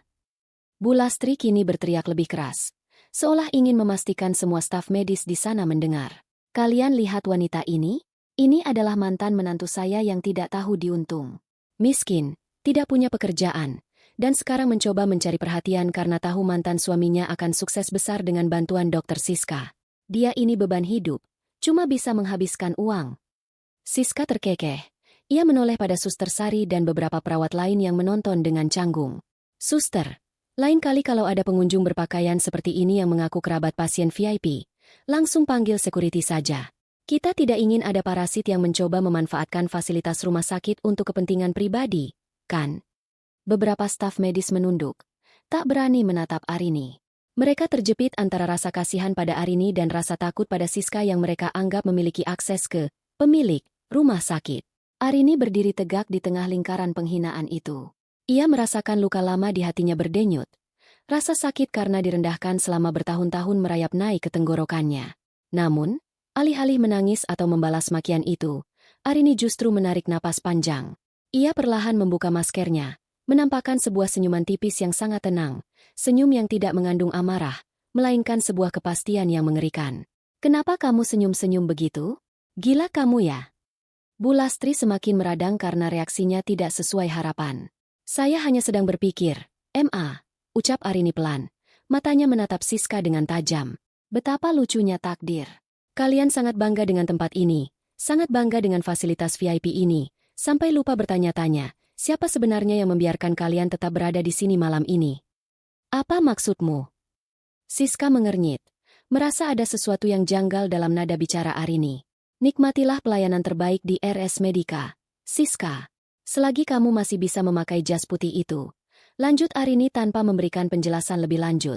Ia berbalik dan berjalan pergi dengan langkah yang sangat anggun, meninggalkan Bu Lastri yang masih memaki-maki di belakangnya. Arini tidak menoleh lagi. Namun, di dalam batinnya, tekanan emosionalnya mencapai titik didih. Penghinaan barusan adalah paku terakhir di peti mati kesabarannya. Ia tidak hanya merasa dipermalukan sebagai pribadi, tapi ia merasa kehormatan ayahnya sebagai pendiri rumah sakit ini telah dikotori oleh kesombongan mereka. Arini berjalan menuju tangga darurat agar tidak berpapasan dengan mereka lagi di lift. Di sana, ia mengeluarkan ponselnya dan menghubungi Maya dengan tangan yang sedikit bergetar karena adrenalin. "Maya, kirimkan hasil audit awal terhadap Dr. Siska ke meja Direktur Operasional sekarang juga. Dan satu lagi." Arini menjeda kalimatnya. Matanya menatap tajam ke arah dinding tangga yang dingin. "Keluarkan memo internal. Mulai besok pagi, seluruh tagihan pasien di kamar 701 tidak boleh ditangguhkan lagi. Jika dalam 12 jam tidak ada deposit tunai, pindahkan pasien ke bangsal kelas 3 tanpa pengecualian. Aku ingin mereka merasakan bagaimana rasanya menjadi orang miskin yang mereka benci." "Ibu yakin?" Pak Baskoro bisa sangat terguncang. Suara Maya terdengar khawatir di seberang telepon.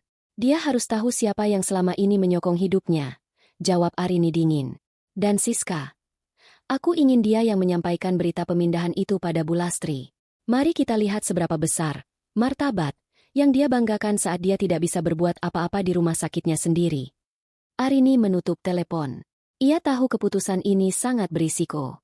Jika Pak Baskoro jatuh pingsan atau kondisinya memburuk saat dipindahkan, publik mungkin akan menyalahkan manajemen rumah sakit, yang berarti menyalahkan dirinya sendiri. Namun, Arini sudah lelah menjadi orang baik yang selalu kalah. Malam ini, ia memilih untuk menjadi pemilik yang ditakuti, meskipun itu berarti ia harus mengorbankan sisa-sisa nuraninya.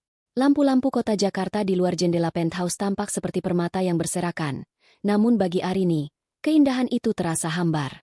Gema teriakan Bu Lastri di koridor rumah sakit tadi siang masih terngiang di telinganya, berputar-putar seperti kaset rusak yang menyakitkan. Arini berdiri di balkon, membiarkan angin malam menyapu wajahnya, mencoba membilas rasa jijik yang tersisa setelah dihina sebagai parasit di tempat yang sebenarnya ia miliki.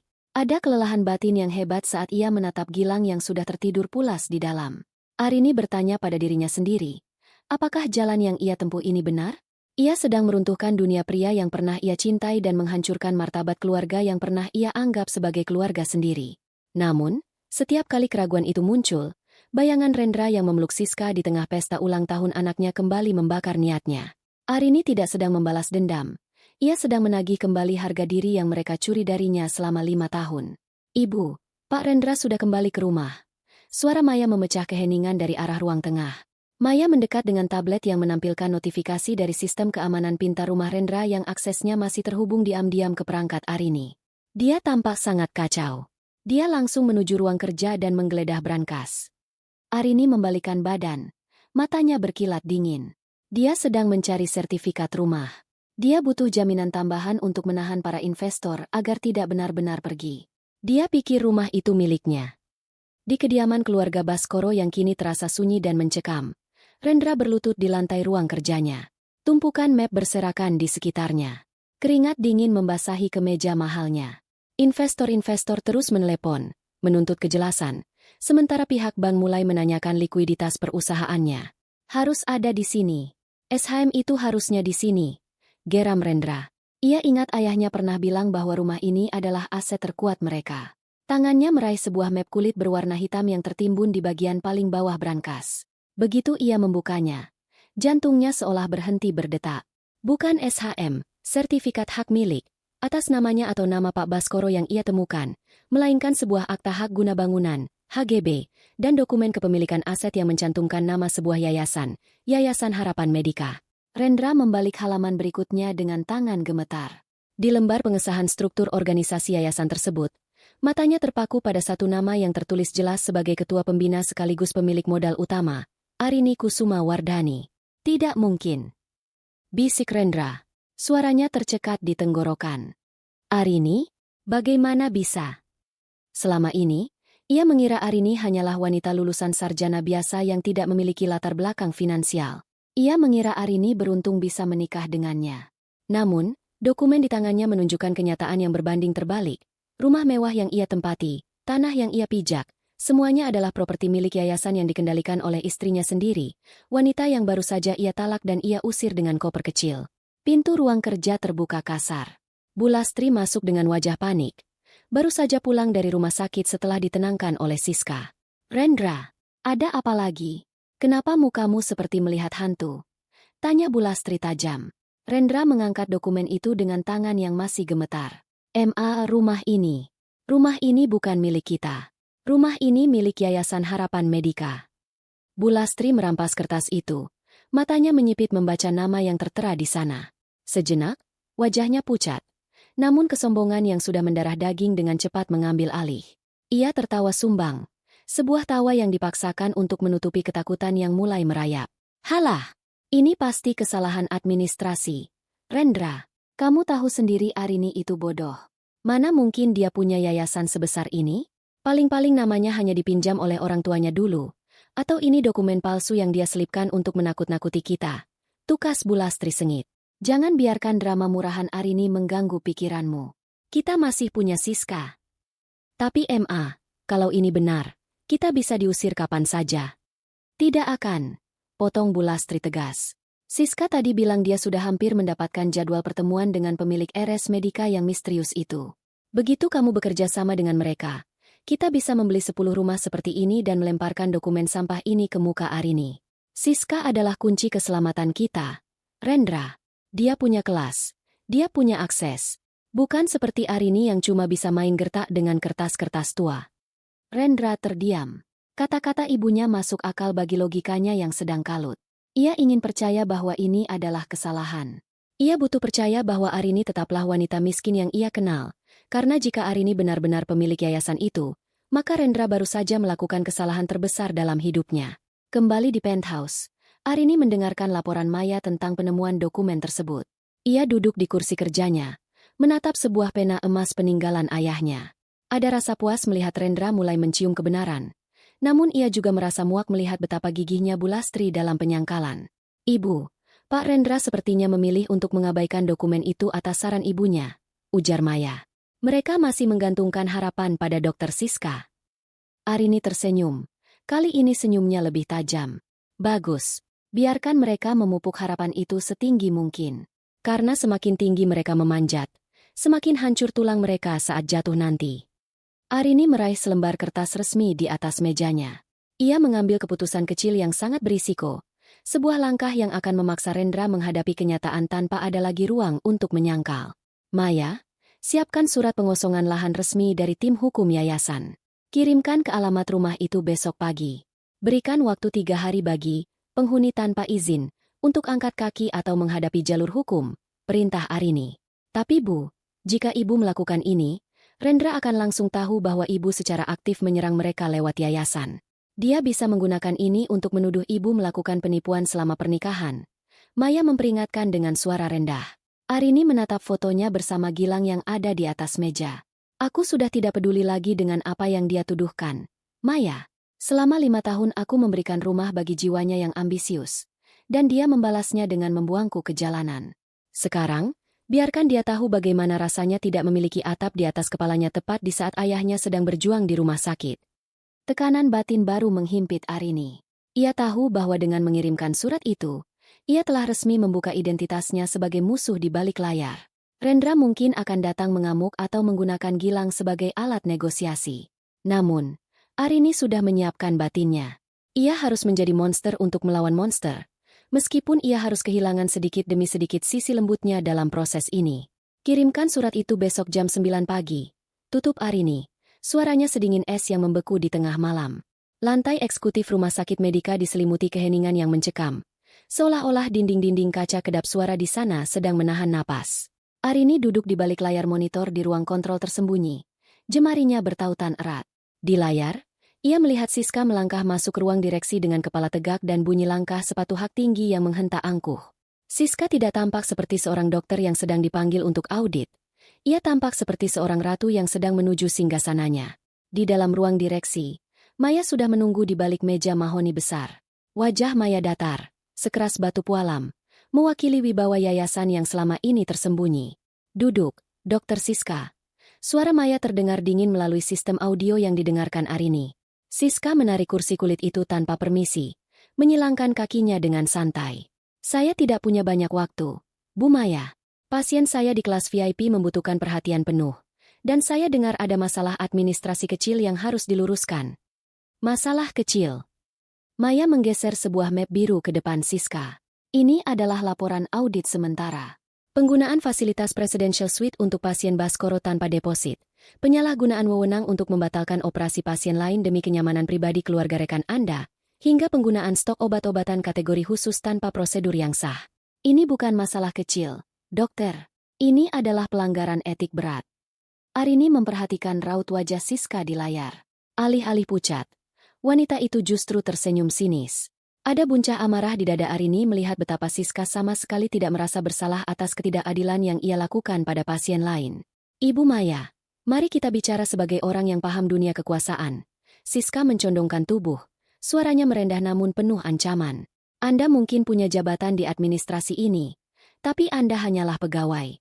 Saya adalah calon istri dari Rendra Baskoro, pria yang sedang menjalin kesepakatan strategis dengan pemilik yayasan rumah sakit ini.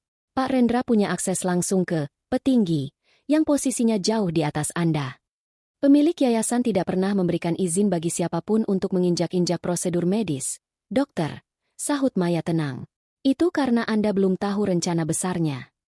Siska tertawa kecil. Suara tawanya terdengar menyakitkan di telinga Arini. Sebentar lagi, keluarga Baskoro akan menjadi bagian dari jajaran Dewan Penyokong Utama di sini. Jika Anda terus mempersulit saya dengan kertas-kertas audit ini, saya pastikan setelah pertemuan Rendra dengan pemilik yayasan minggu depan, orang pertama yang akan ditendang dari gedung ini adalah Anda.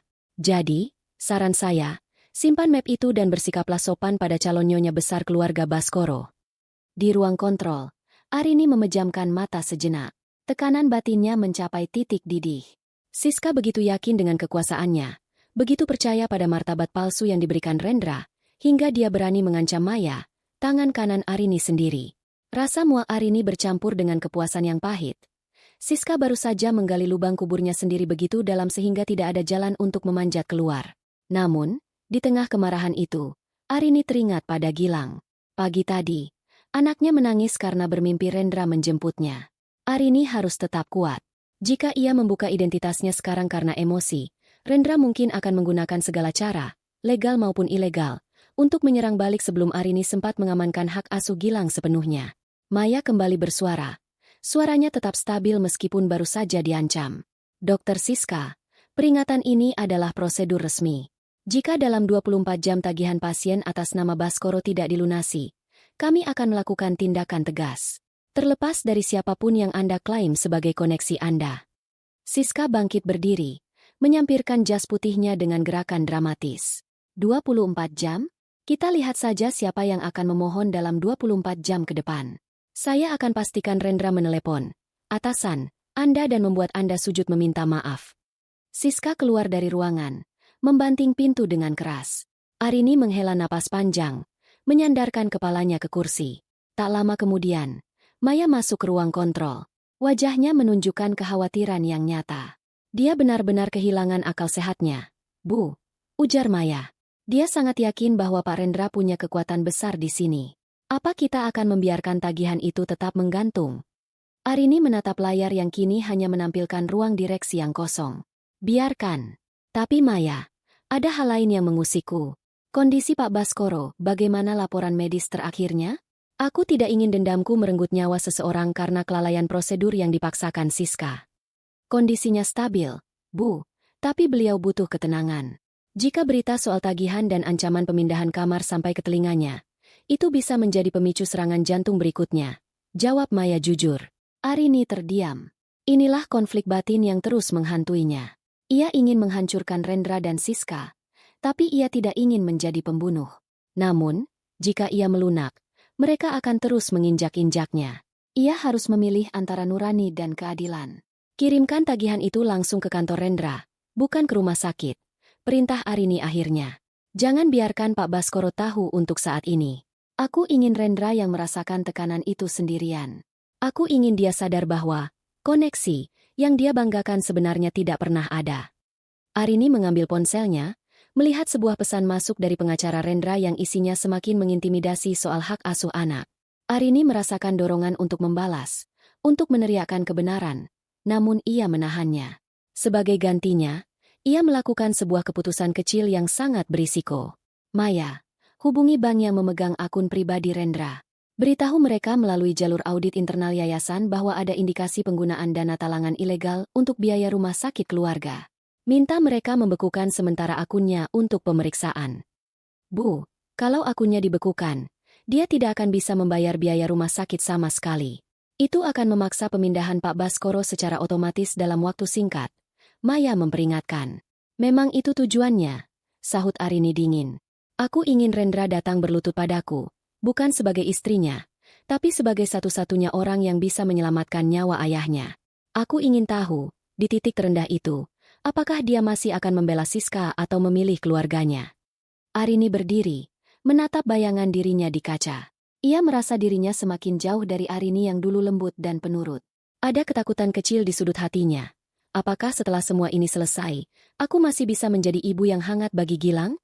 Ataukah aku akan berubah menjadi sedingin batu marmer di gedung ini? Tekanan batin itu menghimpitnya saat ia melangkah keluar dari ruang kontrol, menuju kehidupan ganda yang semakin hari semakin menguras jiwanya. Perang ini baru saja memasuki tahap yang paling kotor, dan Arini baru saja memutus satu-satunya jalur napas finansial suaminya. Layar monitor di ruang kerja Arini yang kedap suara menampilkan lobi utama gedung Yayasan Harapan Medika yang megah. Dari ketinggian lantai 20, Arini memperhatikan sebuah sedan hitam yang ia kenali dengan sangat baik berhenti tepat di depan pintu lobi. Rendra turun dengan terburu-buru. Setelahnya masih mahal, namun bahunya tampak tegang, dan langkahnya tak lagi memiliki irama kesombongan yang biasanya ia pamerkan di rumah. Arini menyesap teh mawarnya yang mulai mendingin. Di sampingnya, Gilang sedang mewarnai buku gambar dengan tenang, tidak menyadari bahwa ayahnya hanya berjarak beberapa ratus meter di bawah mereka, sedang berjuang menyelamatkan sisa-sisa dunianya yang mulai runtuh. Bunda, ini bagus tidak? Tanya Gilang sambil menunjukkan gambar matahari berwarna merah pekat. Bagus sekali, sayang, jawab Arini lembut, meski matanya tetap terpaku pada layar. Mataharinya sangat berani, seperti Gilang. Ponsel Arini bergetar. Sebuah pesan dari Maya masuk. Target sudah di resepsionis. Dia menuntut bertemu dengan ketua yayasan. Apa saya harus mulai? Arini menarik napas panjang, mengunci pintu ruang kerjanya dari dalam agar Gilang aman, lalu memberikan instruksi lewat intercom kepada Maya.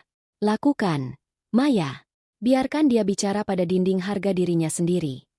Di ruang tamu eksekutif yang berdinding kaca buram, Rendra mondar-mandir dengan gelisah. Ia telah mencoba menghubungi semua koneksi perbankannya, namun jawaban yang ia terima selalu sama. Akunnya dibekukan karena perintah audit dari pemegang saham utama PT Aksara Medika. Satu-satunya jalan keluar yang ia temukan setelah menyelidiki dokumen rumahnya adalah mendatangi yayasan ini. Pintu terbuka, dan Maya melangkah masuk dengan langkah anggun namun penuh otoritas. Ia meletakkan sebuah map kulit hitam di atas meja marmer, tepat di depan Rendra. Mana pimpinanmu? Saya tidak punya waktu untuk bicara dengan sekretaris. Bentak Rendra, mencoba mendapatkan kembali kendalinya. Maya tidak bergeming. Ia duduk dengan tenang, bahkan tidak menawarkan Rendra untuk duduk. Ketua yayasan kami sangat sibuk, Pak Rendra. Saya adalah kuasa hukum sekaligus perwakilan resmi untuk urusan aset properti di bawah naungan Harapan Medika. Jika Anda di sini untuk membahas surat pengosongan rumah di Jalan Cempaka, maka Anda bicara dengan orang yang tepat. Rendra menggebrak meja. Rumah itu milik keluarga kami. Ayah saya yang menempatinya selama bertahun-tahun. Bagaimana mungkin yayasan antah berantah ini tiba-tiba mengklaim kepemilikannya? Ini pasti penipuan. Bukan penipuan, Pak Rendra. Ini adalah hukum, sahut Maya dingin. Ia membuka map itu dan menunjukkan bukti aliran dana dari yayasan yang membayar seluruh pajak, renovasi, dan cicilan rumah tersebut sejak 10 tahun lalu. Keluarga Anda hanya menempati sebagai bentuk pinjam pakai yang difasilitasi oleh donatur utama kami. Karena donatur tersebut telah menarik dukungannya, maka hak pakai Anda berakhir minggu ini. Rendra tertegun. Wajahnya yang memerah perlahan memucat. Donatur? Siapa donaturnya? Katakan padaku. Berapa dia ingin dibayar?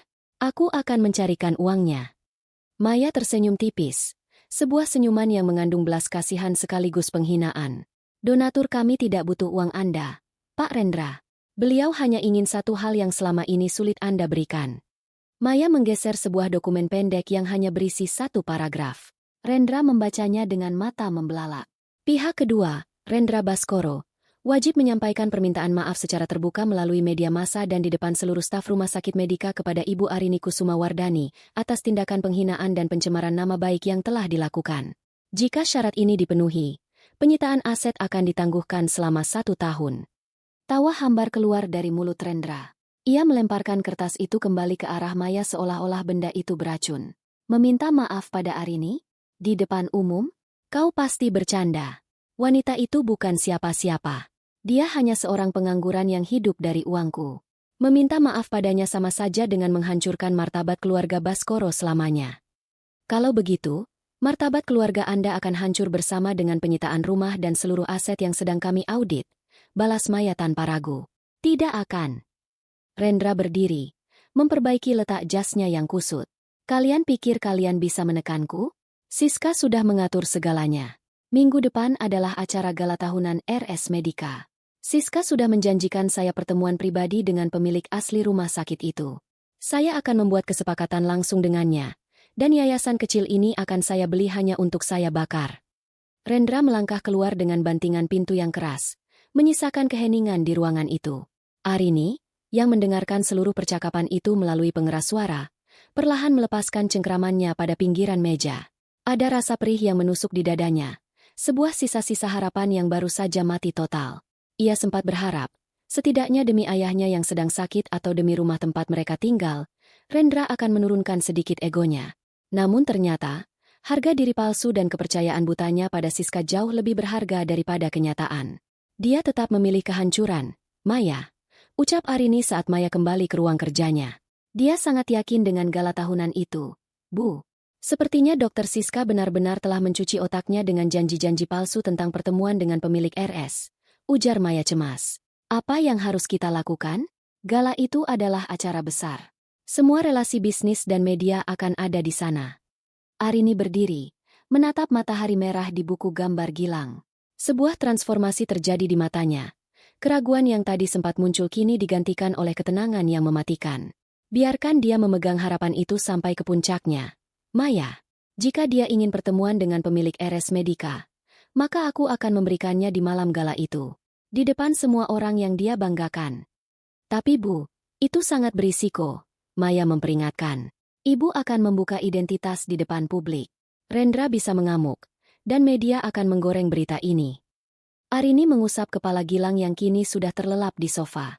Risiko terbesarnya adalah jika aku terus membiarkan Gilang melihat ibunya sebagai pecundang yang bersembunyi. Aku akan datang ke gala itu. Bukan sebagai mantan istri yang terbuang, tapi sebagai pemilik tunggal yang memegang kunci masa depan mereka. Arini mengambil ponselnya dan mengetik sebuah pesan untuk desainer langganan ayahnya. Ia memesan gaun paling mewah yang pernah ia pakai. Sebuah pernyataan bisu yang akan meruntuhkan setiap hinaan yang pernah dilontarkan Bu Lastri dan Siska. Namun, di balik keberaniannya, tekanan batin baru menghimpit. Ia tahu bahwa setelah malam gala itu, hidupnya tak akan pernah sama lagi. Ia akan menjadi target serangan yang lebih besar, Dan ia harus memastikan Gilang tetap terlindungi di tengah badai yang sengaja ia ciptakan sendiri. Lampu kristal raksasa di ballroom Hotel Bintang 5 itu memantulkan ribuan titik cahaya yang menyilaukan. Namun bagi Arini, kilau itu terasa seperti mata pedang yang siap menguliti lapisan penyamarannya selama ini. Di dalam limusin yang membawanya menuju pintu masuk utama, Arini meremas jemarinya sendiri. Ia mengenakan gaun haute couture berwarna hitam midnight.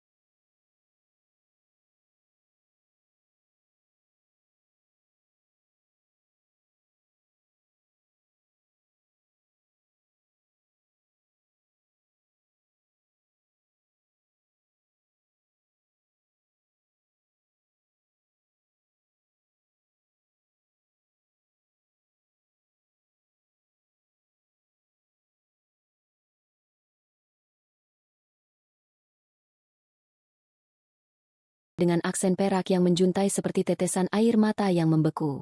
Tidak ada lagi das terkusam atau aroma bumbu dapur. Yang ada hanyalah aroma parfum oud yang mahal dan aura dingin yang tak tertembus. Ibu, Pak Rendra dan rombongannya sudah berada di dalam selama 30 menit. Suara Maya memecah keheningan di dalam mobil. Mereka duduk di barisan depan, tepat di sebelah meja direksi. Siska tampak sangat percaya diri mengenakan kalung berlian yang sepertinya dibeli dengan sisa limit kartu kredit perusahaan yang sempat luput dari pembekuan. Arini menatap bayangan dirinya di jendela mobil yang gelap. Dia ingin terlihat seperti ratu di istana orang lain. Maya, biarkan dia menikmati tahtanya selama beberapa menit lagi. Bagaimana dengan instruksi protokol? Semua sudah siap. Direktur utama, Pak Herman, sudah berada di belakang panggung. Beliau tahu kapan harus mengalihkan kendali. Jawab Maya dengan senyum tipis yang penuh arti. Di dalam ballroom, suasana begitu meriah. Musik orkestra mengalun lembut, mengiringi tawa para petinggi medis dan pengusaha properti. Rendra duduk dengan dada membusung, mengenakan setelan jas terbaiknya. Di sampingnya, Bulastri tampak sibuk memamerkan cincin barunya kepada istri-istri kolega Rendra. Kalian lihat menantu saya nanti, bisik Bulastri dengan nada sombong yang bisa didengar hingga 3 meja di sampingnya. Siska bukan cuma cantik, dia adalah jantung dari rumah sakit ini. Malam ini dia akan menerima penghargaan tertinggi. Setelah itu, anak saya Rendra akan mengumumkan kerjasama besar dengan pemilik yayasan. Kami bukan lagi keluarga biasa. Rendra mengangguk, meski di dalam hatinya ada kecemasan yang terus menggerogoti. Ia terus memeriksa ponselnya, berharap ada pesan dari investor misterius, atau setidaknya kabar bahwa akun banknya telah pulih. Namun, melihat Siska yang tampak begitu mempesona dalam gaun merah menyalanya, Rendra meyakinkan dirinya sendiri bahwa segalanya akan membaik.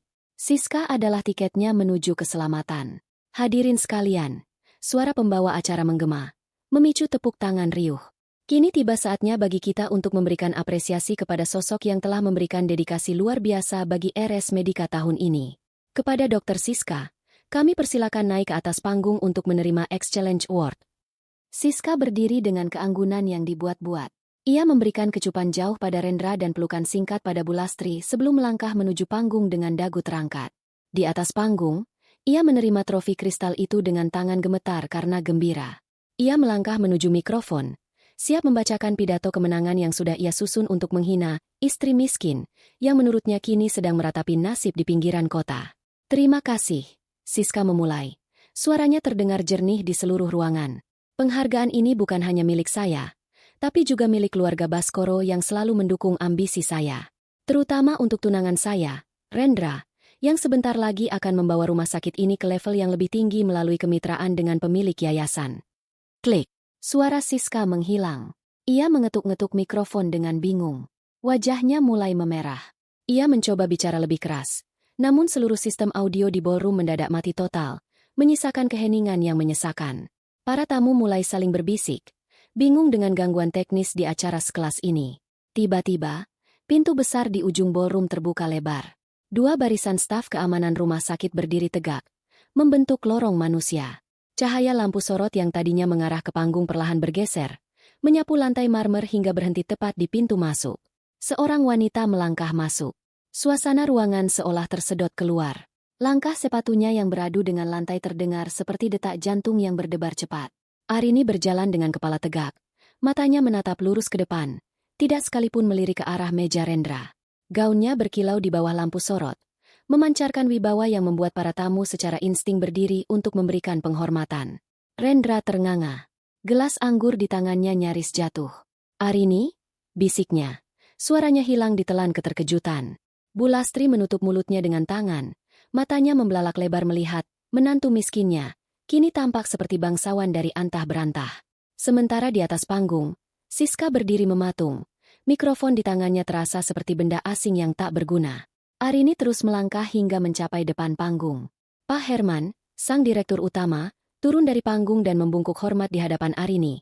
Sebuah gestur yang hanya dilakukan kepada satu orang, pemilik tertinggi. Maya melangkah maju, menyerahkan sebuah mikrofon kecil yang masih berfungsi kepada Arini. Arini menoleh sedikit ke arah meja Rendra, memberikan senyuman tipis yang pernah ia tunjukkan di koridor rumah sakit. Namun kali ini senyum itu penuh dengan otoritas yang mematikan. "Maaf atas gangguan teknisnya." Suara Arini menggema, sangat tenang namun berwibawa. "Saya rasa ada beberapa informasi yang perlu diluruskan malam ini sebelum kita melangkah ke pengumuman kerjasama apapun." Arini melirik Siska yang kini tampak pucat pasi di atas panggung. "Dokter Siska, penghargaan itu diberikan atas dasar integritas. Namun, berdasarkan laporan audit yang baru saja masuk ke meja saya sebagai Ketua Pembina Yayasan Integritas adalah sesuatu yang tidak Anda miliki." Seluruh ruangan gempar. Rendra merasa dunianya seolah meledak. Ia melihat Arini, wanita yang ia usir, wanita yang ia talak di depan umum, kini berdiri sebagai penguasa atas seluruh karir dan masa depannya. Tekanan batin Arini memuncak. Ia melihat kilat ketakutan di mata Rendra, dan ada rasa perih yang sempat melintas di hatinya. Ini adalah momen yang ia impikan. Namun melihat pria yang pernah ia cintai tampak begitu kecil di hadapan publik memberikan rasa sakit baru yang tidak ia duga. Namun, ia tidak boleh berhenti. Ia telah menarik garis di pasir.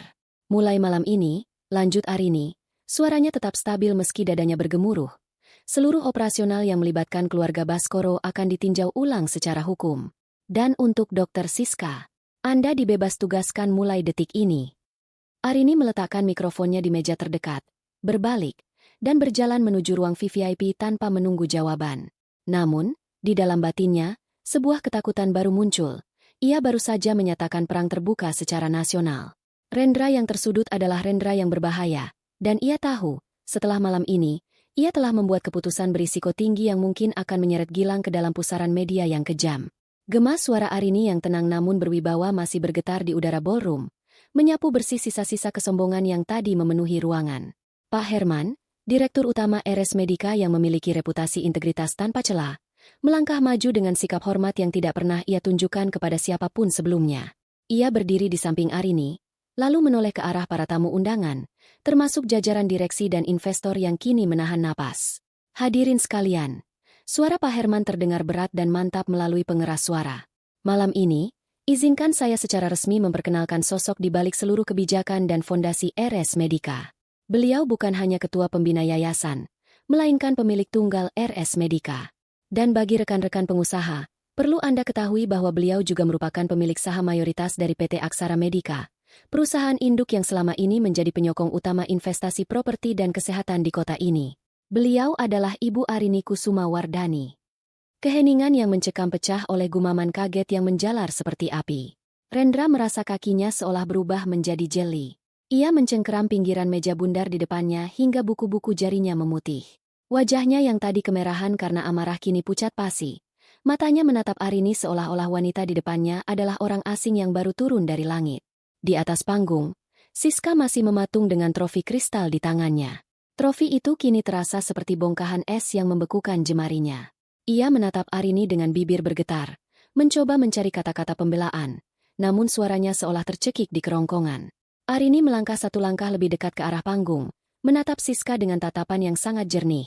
Tatapan yang tidak mengandung kebencian, melainkan kebenaran yang dingin. Dokter Siska. Suara Arini kembali menggema. Anda sangat bangga dengan koneksi Anda di rumah sakit ini. Anda menggunakan posisi Anda untuk mengintimidasi staf, melanggar prosedur pasien VIP demi kepentingan pribadi, dan bahkan memalsukan laporan demi mendapatkan panggung malam ini. RS Medica dibangun oleh mendiang ayah saya atas dasar kemanusiaan, bukan untuk menjadi tempat pamer kekuasaan bagi mereka yang tidak punya nurani. Arini memberi isyarat kepada Maya, yang segera naik ke panggung dengan membawa dokumen resmi bertanda tangan Dewan Pengawas. Berdasarkan pelanggaran etik berat yang telah terverifikasi, mulai detik ini, surat izin praktik Anda di RS Medica dicabut. Anda dipecat secara tidak hormat. Lanjut Arini. Silakan tinggalkan panggung ini, dan segera kosongkan ruang kerja Anda sebelum petugas keamanan mengawal Anda keluar. Siska menjatuhkan trofinya. Bunyi kristal yang pecah di atas lantai panggung terdengar seperti akhir dari seluruh mimpinya. Ia menoleh ke arah Rendra, berharap ada pembelaan, namun Rendra bahkan tidak berani menatapnya. Siska turun dari panggung dengan langkah gontai, dikawal oleh dua petugas keamanan di depan mata seluruh kolega sejawatnya. Sebuah kejatuhan yang paling memalukan bagi seorang dokter yang mendewakan status. Namun, Arini belum selesai. Ia turun dari area panggung, melangkah anggun menuju meja baris terdepan tempat Rendra dan Bulastri duduk membeku. Bulastri tampak gemetar hebat. Tas bermerek yang tadi ia pamerkan kini disembunyikan di balik punggungnya seolah-olah benda itu adalah bukti kejahatan. Rendra. Panggil Arini pelan. Rendra mendongak. Matanya yang biasanya penuh ambisi kini terlihat kosong dan penuh ketakutan. Arini. Kenapa kamu tidak pernah bilang? Kenapa kamu membiarkan aku? Membiarkanmu apa, Mas? Membiarkanmu menghinaku? Membiarkanmu membuangku karena aku dianggap beban. Potong Arini dengan nada datar. Aku tidak pernah menyembunyikan siapa aku. Kamu saja yang terlalu sibuk memandang rendah istrimu sampai lupa bertanya siapa yang membayar semua fasilitas yang kamu nikmati selama 5 tahun ini. Arini merogoh sebuah amplop besar dari tangan Maya dan meletakkannya dengan suara pelan di atas meja, tepat di depan Rendra. Ini adalah surat penyitaan aset secara resmi, ujar Arini. Karena PT Aksara Medica menarik seluruh dukungan dana akibat ketidakstabilan manajerial dan pelanggaran kontrak yang kamu lakukan, maka seluruh aset yang dijaminkan, termasuk rumah yang kamu tempati dan kantor pusatmu, akan diambil alih oleh yayasan mulai besok pagi. Kamu punya waktu 24 jam untuk berkemas. Rendra meraih amplop itu dengan tangan gemetar. Ia membukanya dan melihat logo yayasan yang dipimpin Arini di setiap lembarnya. Arini, tolong. Papa sedang sakit. Kita bisa bicarakan ini baik-baik, kan? Kita masih keluarga. Bulastri tiba-tiba bangkit, mencoba meraih tangan Arini dengan wajah yang dipaksakan tersenyum, sebuah senyuman manipulatif yang menjijikan. Arini, sayang, Mama minta maaf. Mama tadi hanya hilaf. Kita lupakan semua ini, ya? Kamu kembali ke rumah. Kita rawat Papa bersama. Siska itu cuma gangguan. Rendra pasti akan memutuskannya. Arini menarik tangannya dengan halus namun tegas. Siska bukan gangguannya. Ma. Gangguannya adalah hati kalian yang tidak pernah mengenal rasa syukur. Dan soal Papa, saya sudah memastikan beliau mendapatkan perawatan terbaik. Tapi itu adalah murni tindakan medis dari pemilik rumah sakit kepada pasiennya, bukan kepada keluarganya. Arini berbalik, tidak ingin mendengar rintihan atau pembelaan palsu lainnya. Namun, saat ia melangkah menjauh, ia merasakan sesak yang luar biasa di dadanya. Puncak kemenangan ini tidak terasa manis seperti yang ia bayangkan. Ia merasa lelah, kelelahan batin yang berasal dari kehancuran cinta yang ia rawat bertahun-tahun. Ia melihat sekeliling, pada tamu-tamu yang kini menatapnya dengan penuh kekaguman dan rasa takut, dan ia merasa sangat kesepian. Saat ia mencapai pintu keluar ballroom, Arini menghentikan langkahnya. Ia menoleh pada Maya. Maya, siapkan berkas hak asuh Gilang. Aku ingin gugatan itu masuk ke pengadilan besok pagi jam 8. Perintah Arini, suaranya sedikit bergetar. Ibu yakin? Tanya Maya pelan.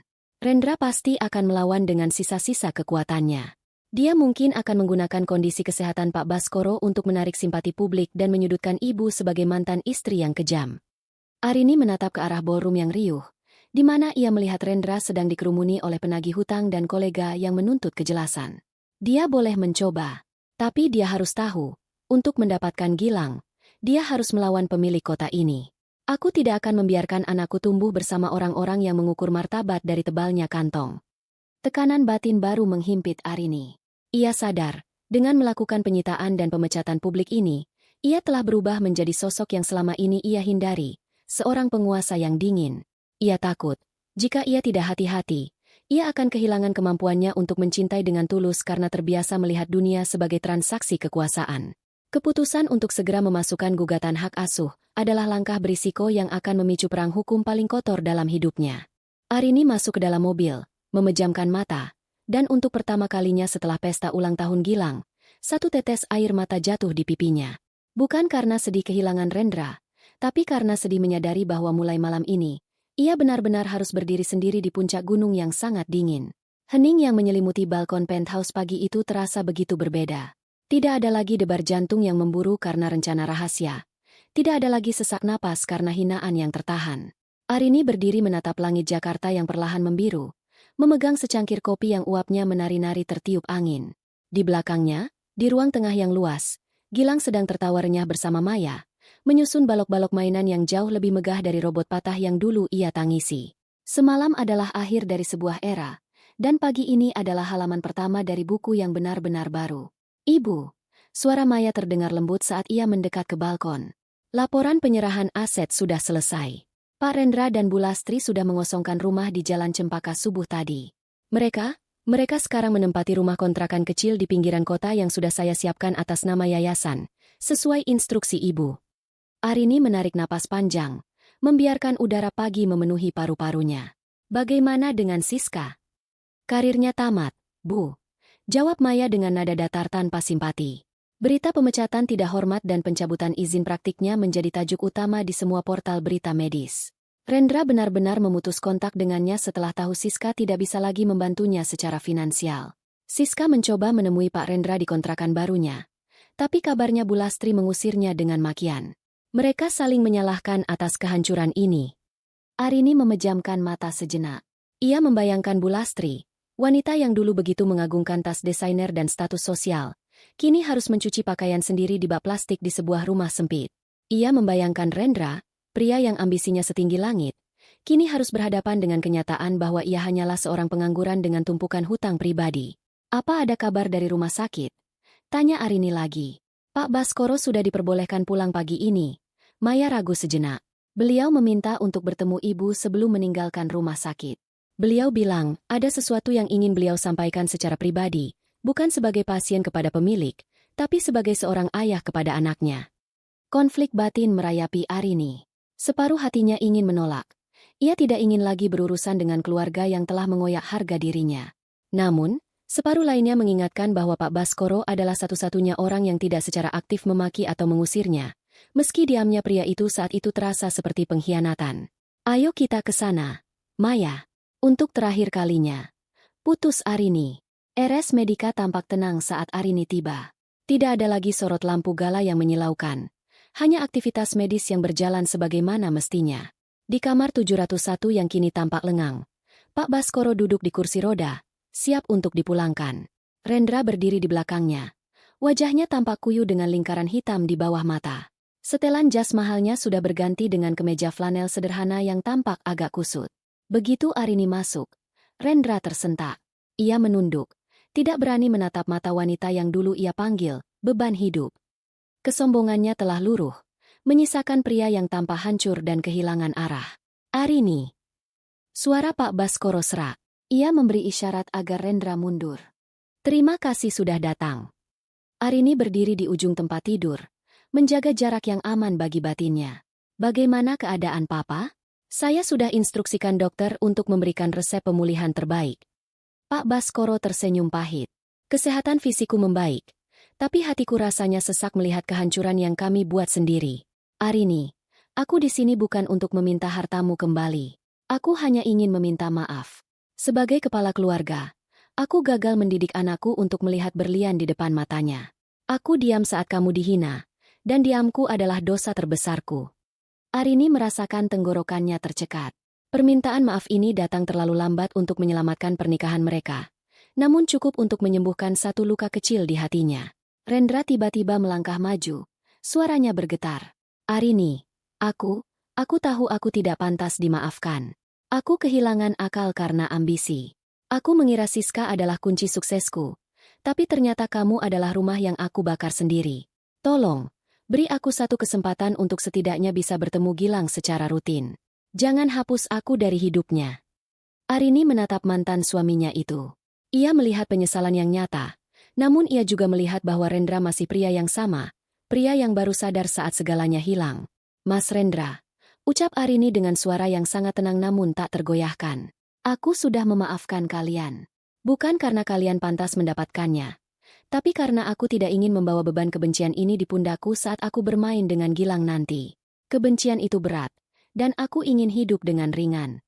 Arini menjeda, menarik napas untuk memperkuat keputusannya. Soal Gilang, aku tidak akan melarangmu menemuinya.